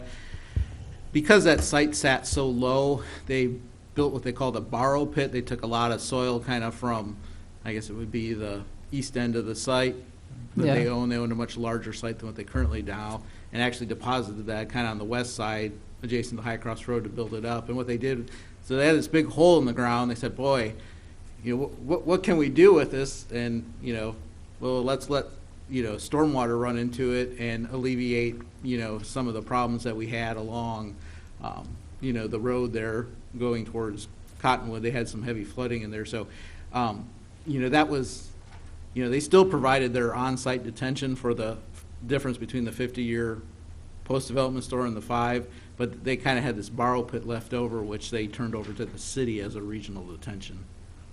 And it was not built for the subdivision ordinance. It was built as a result of a lawsuit. That's why they built it. It settled a suit by others in the area. So the precedent we have for regionalization of detention is not in association with the ordinance. I mean, there That's what I was is afraid of. the Okay. Goodwin Avenue detention base, and that's up by the Holiday Inn off of Lincoln Avenue. That's a Yeah. regional detention basin. That was put on. It collects, stormwater from several of the adjacent properties. The teachers' place up there, the Holiday Inn, the gas station, a number of the businesses up in there. But the way that worked was, all those businesses contributed money to the city to, pay for the construction of that basin because they benefited from it. Right. So- Well, but that's, Yeah. so that's a precedent. Mhm. So, when I think about this case, the immediate effect is going to be essentially no change from what was there before. Because the runoff from this is, it may be a little bit more, it may be a little bit less, but, we're arguing, I think, it sounds to me like within the range of how we know, how we can model.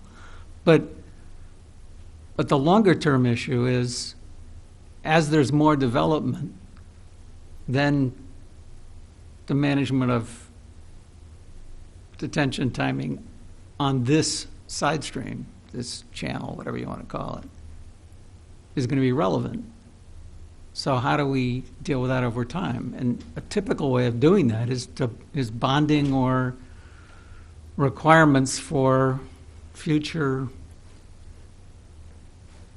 whatever. And I don't know whether we've ever done it, or I guess not. Yeah, I'm not aware of any cases in my time with the city where, we've required someone to bond for future improvements. I mean, usually the improvements have to be made as part of the, subdivision. Sometimes we'll give deferrals for like sidewalks. If there's no connecting sidewalks, and they get a deferral, they can put those sidewalks in at a later time when there's So- connectivity. Like bonding for removal of a cell tower, those types of things, Right. for eventualities, there's some precedent for that. Yeah, and so the sidewalk, we've got a sidewalk waiver right here. So how does that read? What's the sidewalk waiver? It's not a waiver, it's a deferral. It's a deferral. Okay, but, so how does that read? The deferral states that when the city builds sidewalks that come in connection with the subdivision, then the subdivision, the owners will take it upon themselves to build the sidewalks that need to be there. So that goes with the deed, is that how it goes? It's on the face of the plat. Right. But what is the legal binding on someone that they do have to do it and pay for it? It's when the city requires it. I don't know what the enforcement would be. I mean, I understand what you're saying. It's the owner of the lot is then responsible because, again, the development is long since passed and sidewalks won't be out here for. Yeah, we don't know. Right, but we're talking about Somewhere rainwater between also. 10 or 100 years. We got a Right. 50-year-old plat we're working on now, Right, so. and we haven't built anything on it since. Yeah, So it's recorded, and it's just like an easement, Right. and keeping an easement clear, it's just another responsibility of ownership, and hopefully people are aware of what they buy. Which we've made the owners, we've made the people So- that are interested in the lots, we've made them aware of that. So- So there's so- no, you know, Yeah, so it should be recorded with the deed, so when anybody buys it, it appears when somebody does a title search, Right. like an easement would. Right. So a sidewalk deferral should also such appear. And I don't know how to do a detention deferral, but I'd like to think that at some point, we can figure out how to do detention on better than a parcel-by-parcel basis and set up a deferral strategy. They wouldn't have to do detention on a parcel by parcel basis. I mean, they could have one detention facility for the entire subdivision. No, but from my point of view, Yeah, 8 acres or whatever this is a parcel. parcel.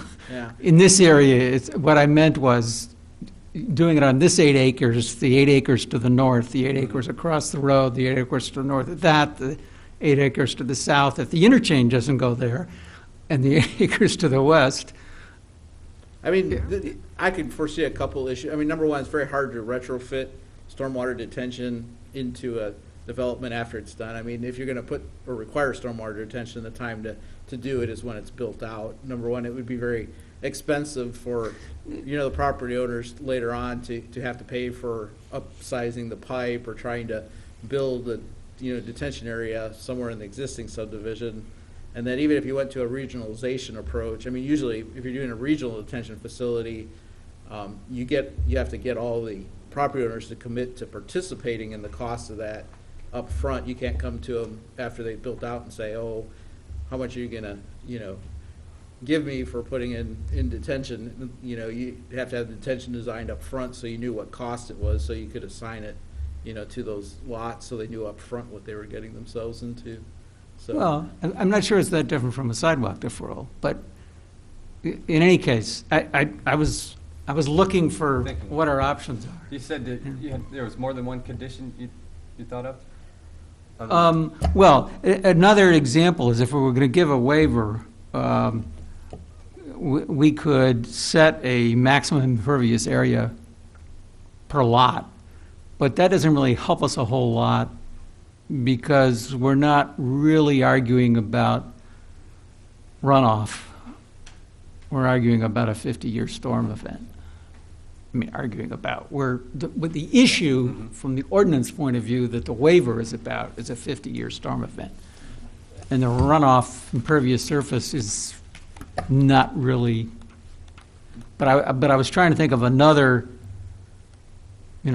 other design conditions that we could come up with that would make this less of a problem. And the reason I came up with that one is the example that if this were only 5 acres, they wouldn't be responsible. I do have a question. Again, I think solution is, if we can find one, makes sense. I remember this coming through, and it was a pretty impressive plan.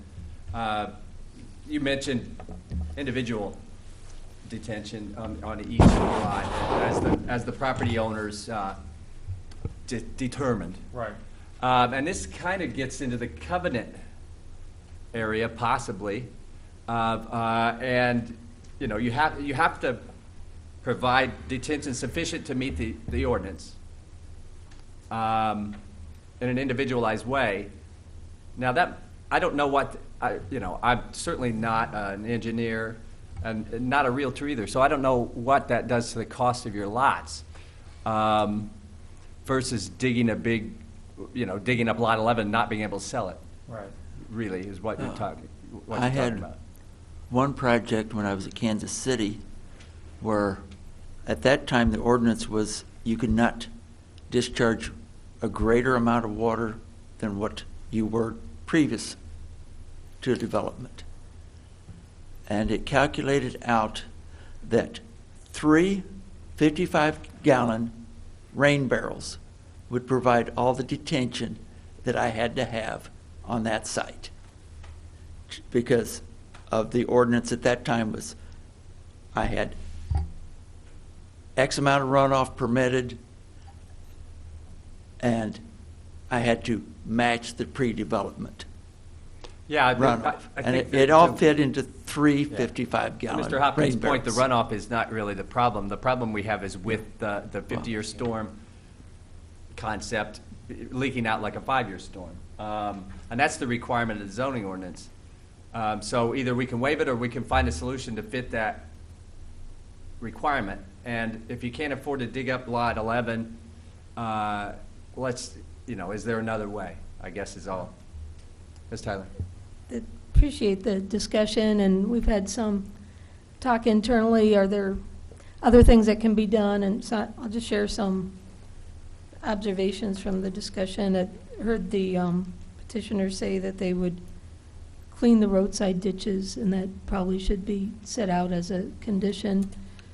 I don't know if this would assist. I am a little concerned in hearing the discussion about impacts on adjoining neighbors and owners of facilities.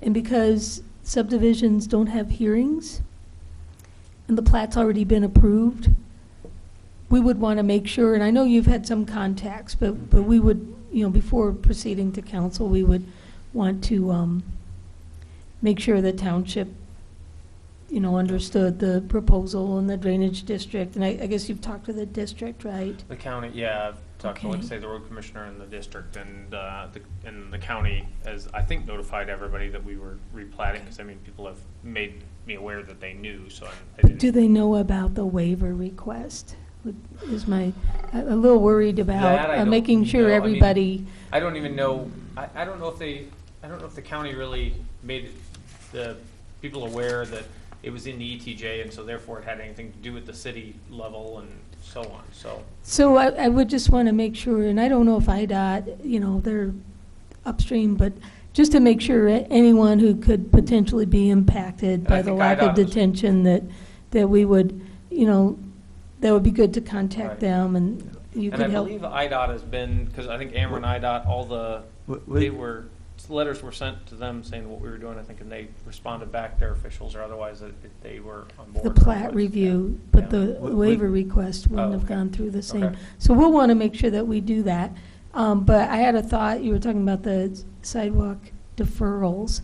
And the reason that's easier is because you've got, where the sidewalk's going to go. It's going to Yeah. go in the right of way. So that's pretty clear. So, if you were interested in some middle ground, maybe there is a way to identify a proper detention location and that it be, completed at the request of the engineer, and that might be if there are flooding problems. Does this make sense at all? And meanwhile, at least, even though you lose some use of some area, at least it allows you to proceed with completing the subdivision, getting started, and then buys a little bit of time for that infrastructure. I don't know if that makes sense at all. I'm certain we haven't deferred a detention requirement before, but I do think we have good precedent on sidewalks, and we're able to call those in. We've been able to do that. Because it just doesn't make sense to build sidewalks when they're not going to connect with anything. But we have had places where it's built up, and we've needed the connection.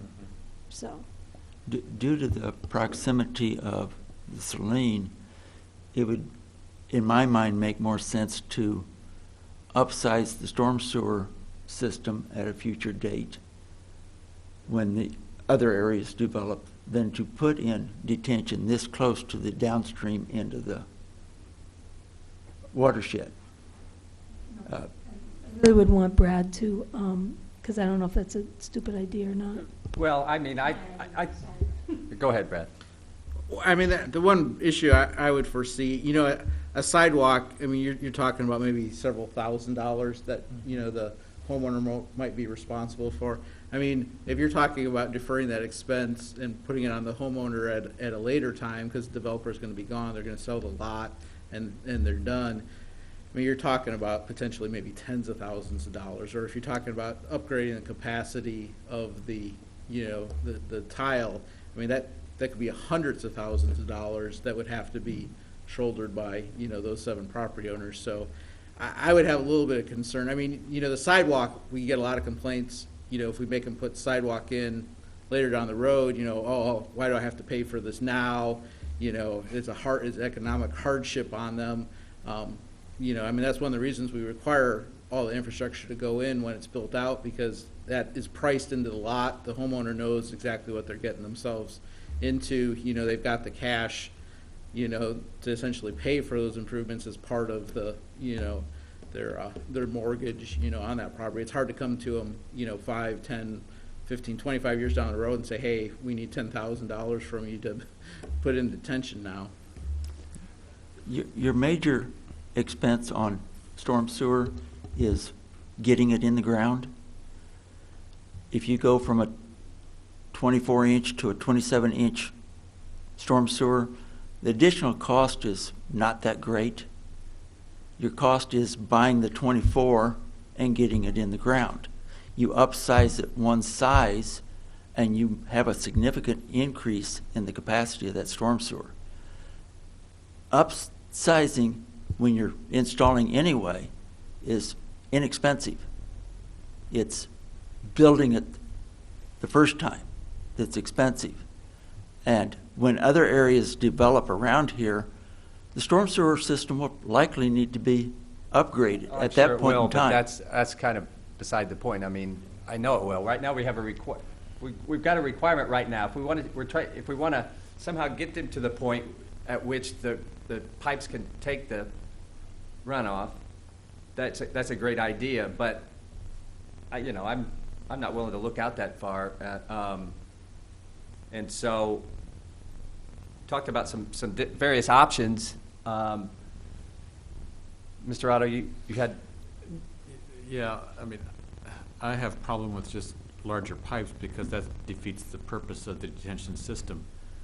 I farm downstream in both the Embro and Kaskaskia watershed 30 miles downstream, and it's all of these small parcels that are contributing water more rapidly that flood out the farm fields downstream. So, I mean, to me, the 5-year event or sort of the routine March rains aren't the problem.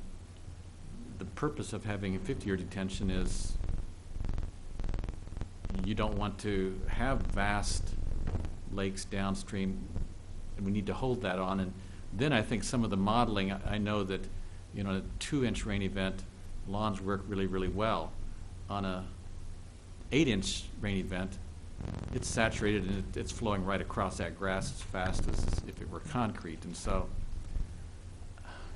I'm having a real hard time understanding why we want to. Well, I think if we're to that point, then unless we have any further testimony or questions, then we need to think about moving into discussion phase. I mean, I think the facts are pretty much before us. We've discussed a couple of options. Unless you guys have anything else you want. I've got one other comment to make. I attended a stormwater seminar for continuing education about a month ago. One example that the instructor gave us was a particular site where the downstream farmers were adamant that they did not want any further detention upstream because the upstream detention basins were all draining over a longer period of time, causing more flooding downstream. And this particular development was so close to the outlet that they wanted this particular development to drain undetained so that it would reduce the amount of flooding on their property. And that's the same thing that I found in Pleasant Valley when a decade and a half ago I had all the data for the upstream because it was all developed area, freedom of information. I could get the calculations from the other engineers. I had our in-house calculations from the developments we had done. And when I did the calculations, I was making my downstream site worse for the neighbors because my detention was going to add to the peak flow in the creek because of my close proximity to the outfall, in that case, the Missouri River, in this case, the Saline Branch. It makes sense for properties close to the outfall to not be detained so that the upstream detained water does not reach the site simultaneous with the local detained discharge. So I understand where you're coming from, that when we develop land, we put more runoff in the creek. But if we're putting it in the creek back to back, it doesn't affect you near as much as if we put it side to side. And I think if we put detention this close to the Saline on the outfall side of the city, that we're creating more problem than what we're solving. And that I don't have all the upstream data for this site to prove that, whereas I easily had it at Pleasant Valley. It was simple math. Here I've got a lot of study that would have to be done to prove that a downstream site should not be detained because of the adverse effect that it has on others.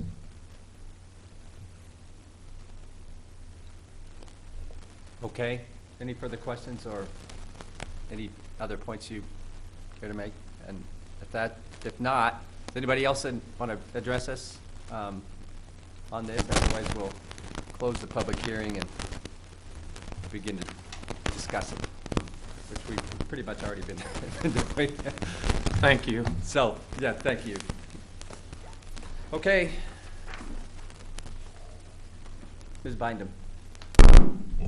I think, from my understanding, it seems to be more of just a cost issue, and not that they can't, or that, you can't build detention on this property for some reason. That's just more of a cost issue. And if the developers don't build it, then that cost would be put off on the property owners later on in the future. Is that correct? I presume it would be built into the home price if if it's too expensive, it's possible the development wouldn't go forward at all. Another option would be to have the developer do it and then build it into the price of the homes if it can be done, in an affordable manner that allows the development to continue. Mm-hmm. Some of the other ideas that we talked about, the deferral might require the homeowners to bear an unexpected cost off into the future. Would they be aware of that when they bought the property, that sometime in the future you might be asked to contribute money for a detention? Well, I think that's where the idea of a covenant would come in. It would be, built into their deed or something. In the future, at some point, when required by the city, you will have to pay for this.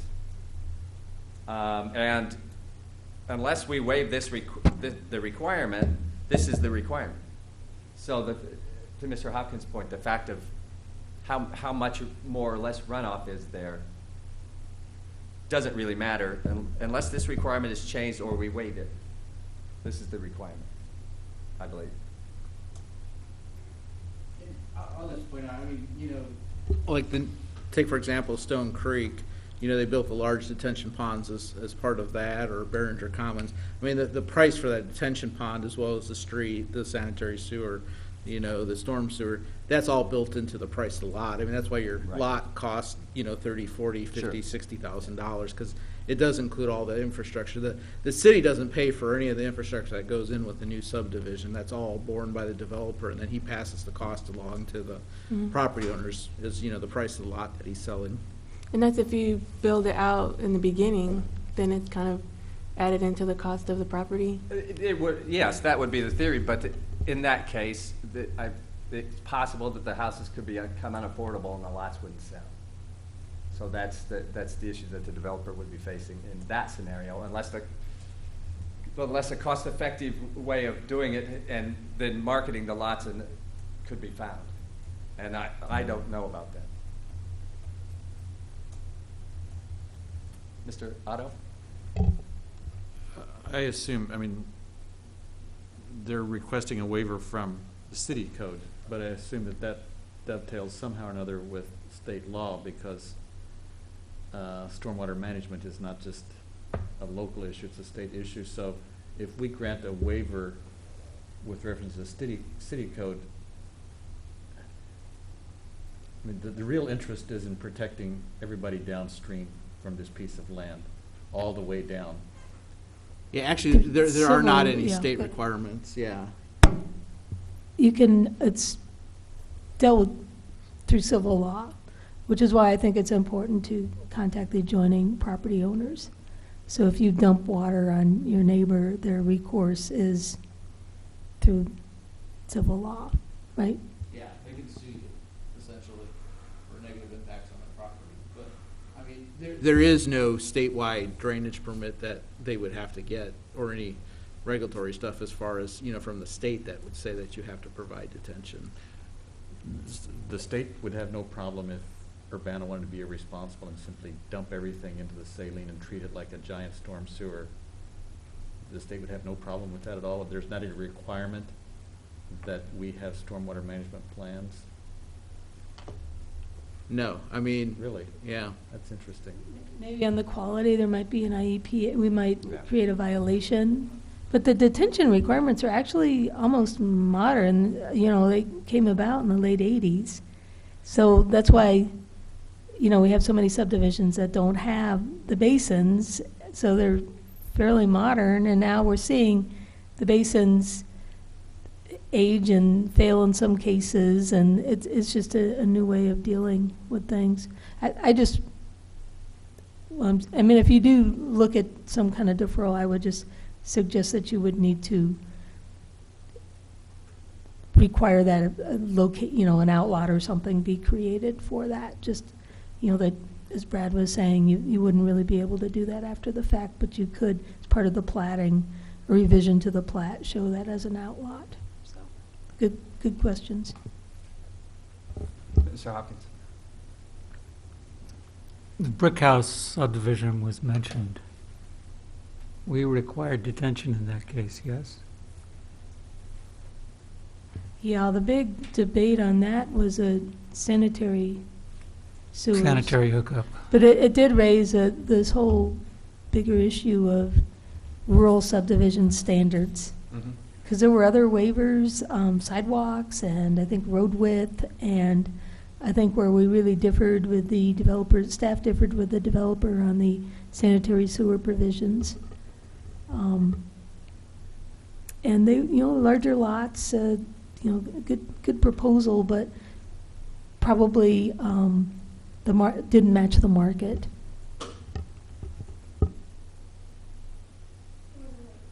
Ms. Bynum, is your mic on? Sorry, are the houses that are on the east of Cottonwood, were they notified of is that what you were saying, were they notified of the waiver hearing tonight? No, they were not. They were, actually, the neighbors were not notified. For a subdivision, we send out notifications to township and the drainage district. There's no requirement for a public hearing on subdivisions. We do send the plats out for agency review. In this case, the subdivision's been approved. But we will definitely, regardless of what happens tonight, we'll definitely make sure that these agencies know that there's been an added waiver request. And, but it's not your typical public notice and the hearing and the neighbors. It's more of a technical process. The subdivisions is more a technical process. So we have a different process compared to like a zoning request. Mr. Hopkins? So,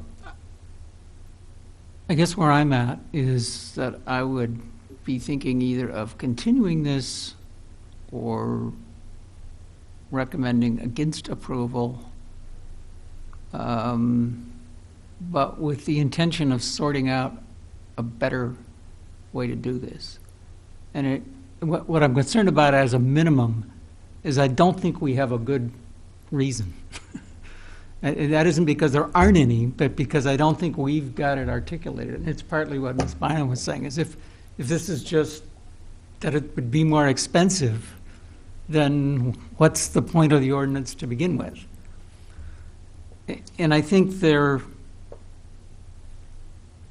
I think we can figure out a way, it's a continuing problem as it was with the brick house, to deal with long lead time rural subdivisions in a way that still makes sense, so that as they get closer to the city, we're getting what we intend to get. I can't do it in meeting time, is I guess what I'm saying. Or as the city gets closer to them, is it? Yeah. If you were able to continue it, we could certainly get in touch with the neighbors and try to meet again and talk through other possible solutions, other approaches. We my could try to inclination get some would- of that done between now and the next plan commission meeting. Yes. My preference would be to continue it because I think it sends the message I want to send, but I'm not sure what our procedural rules are on things like this. I think I'm inclined in that direction also. Now, I did want to, I'm looking at the conditions in favor of a waiver. And there are three, and the staff memo says, even though they disagree with the numbers about the runoff, number two, it would not harm other properties. Well, the memo says it will not have a negative impact on other properties if we grant the waiver. Number three, negatively impact public health. The memo says it would not negatively impact public health.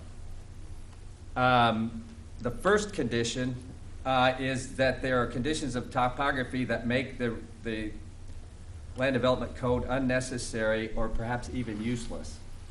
Now we're getting into the area of the engineer and the debate about whether detention actually makes it worse for getting the water out the pipe and out the saline. And I'm completely unqualified to answer that. But if, that's the one that kind of stuck with me, if we're going to go that route. Putting some kind of conditions on the waiver, I don't know if that would work.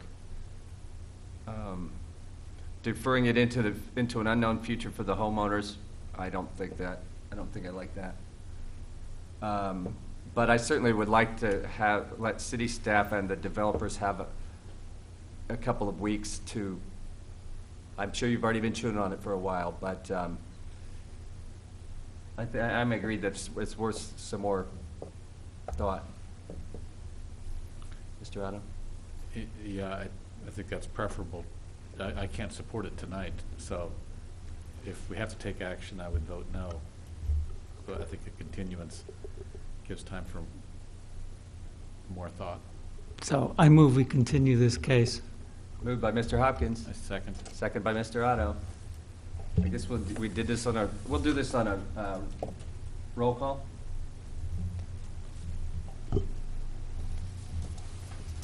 Commissioner Bindum? Yes. Commissioner Fell? He's recused. He's recused. Oh, sorry. Commissioner Fitch? Yes. Commissioner Hopkins? Yes. Commissioner Otto? Yes. Okay, this plan case is going to be continued until the next meeting, which is somewhere around January 9th. 9th. January the 9th.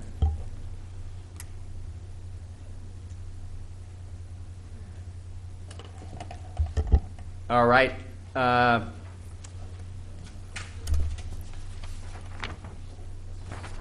We've come to audience participation. Ms. McCusick, if you sign in as usual, state your name, and we're going to limit you to 5 minutes to talk about something that you'd like us to hear about. Okay. Carol McCusick, 1907 North Cunningham. I'd like to ask, what day did the current version of the zoning ordinance become effective? Well, I mean, I guess the time at which the last amendment was passed, and I'm not sure when the last time we did that. I guess I won't, I should hold on to my 5 minutes if I want, or, I've got an answer. Yeah, sure. You So- mean stop the clock? Is that? or. Call a timeout, yeah. You he's got don't, it. you don't stop the clock, right? Oh, yeah, I would, sure. We'll be reasonable. The Go date ahead. is September 16th, 2013 was the last update to the zoning ordinance.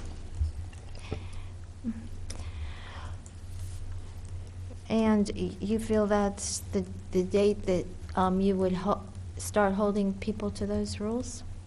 That's correct. In spite of the pamphlet publication?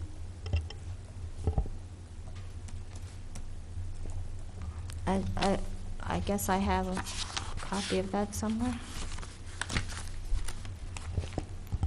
The ordinance goes into effect when it's approved by council, but then it's published as a pamphlet in order for the public to view it. Okay. I feel that the words say that it cannot be made, that the point of the pamphlet publication is it can't be made effective until 10 days after it's been published, and it can be as long as 30 days until you publish the pamphlet, after the date of passage. Yeah, is that a question, Ms. McCusick, or is it? Is it a comment? Observation, yeah. It is an observation, and another question that I have is, how many people receive packets How many people receive packets? that are mailed or that are paper packets? I do not know the answer to that. I mean, all the plan commissioners do. I don't know, do you typically mail them to the petitioner or any Yeah. other people who you know are interested? I can tell you the number of printed packets we make is generally around 25, but there are some people who receive it electronically only. Right, me. Okay. When does it post on the website? It's consistent with notice, Yeah, the packets are posted the same day they're mailed, which is the Friday before Plan Commission. And assuming the city's website is up, then they'll be available to anybody Yes. at that time. Yes.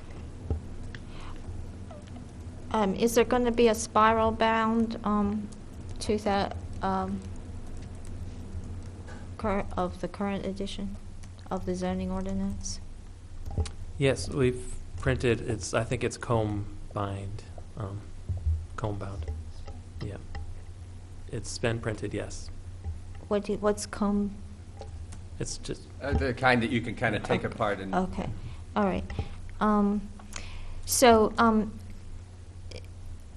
in that, if you were to have to correct minutes, they Mhm. would have to be, did you feel that it would have to be on the, go out with the agenda? And would it have to be the proposed amended minutes, or would it just be an indication that you were intending to amend the minutes and it wouldn't have to say how? Well, due to the timing of when we meet, if meetings get canceled, when the council takes up an issue, we will amend, if we have to amend the minutes, it could be anywhere from 2 weeks later to 4 or 5 weeks later. Then those would be, the amended minutes would then be placed with the agenda and materials on the website. Sometimes that would be after the city council has already acted on the draft minutes due to the timing. And as the chair gets to call meetings, I think you shouldn't cancel meetings because there are a lot of non-case things that you need to get to, like the draft minutes defending your decision to the city council. If I see an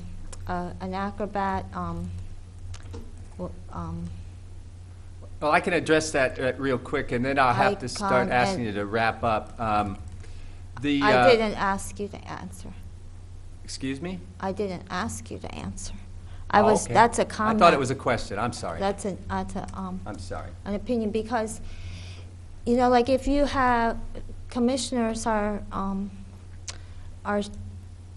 have corrections to the minutes in the first meeting that you consider them for approval, you could do it from your laptop, you know, use the, there's these, I just learned this at the library, and this is like what I think that you should do, but I think it's the way the public should comment. You know, they should go to the Acrobat file, and then there's these little comment, sticky note. You can go and make a little comment about that part of the diagram and write, you know. Who are you asking should do this? Well, a person in the public could do it during audience participation, or the, like, if I have a suggestion for you to change your minutes, you're going forward on the basis of these minutes, the city is going forward on the basis of your recommendations, you want to be able to say something before, you know, serious errors go down. So, to correct words like wording, you want to go to the wording in the minutes. Pretend that map is a picture of the PDF that's a picture of the minutes that are up for approval.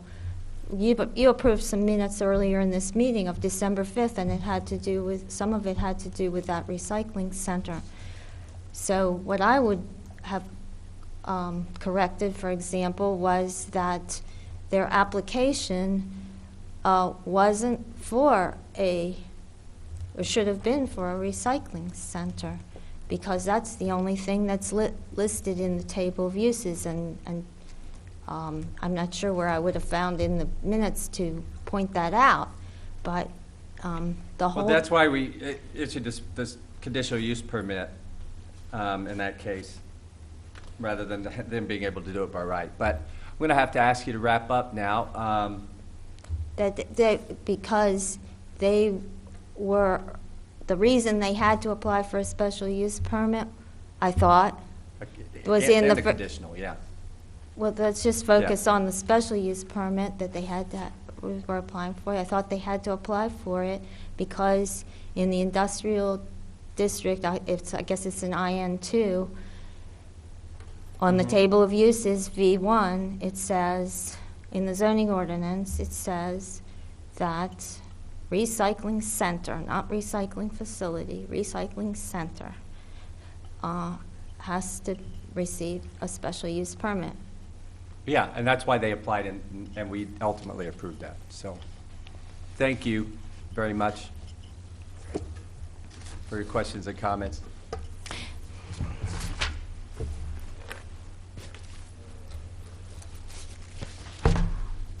Staff report?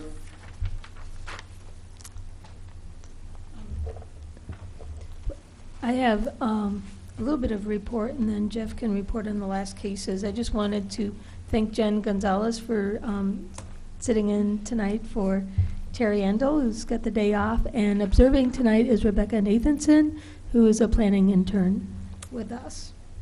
So that's all I have on report, and Jeff will talk about the last cases.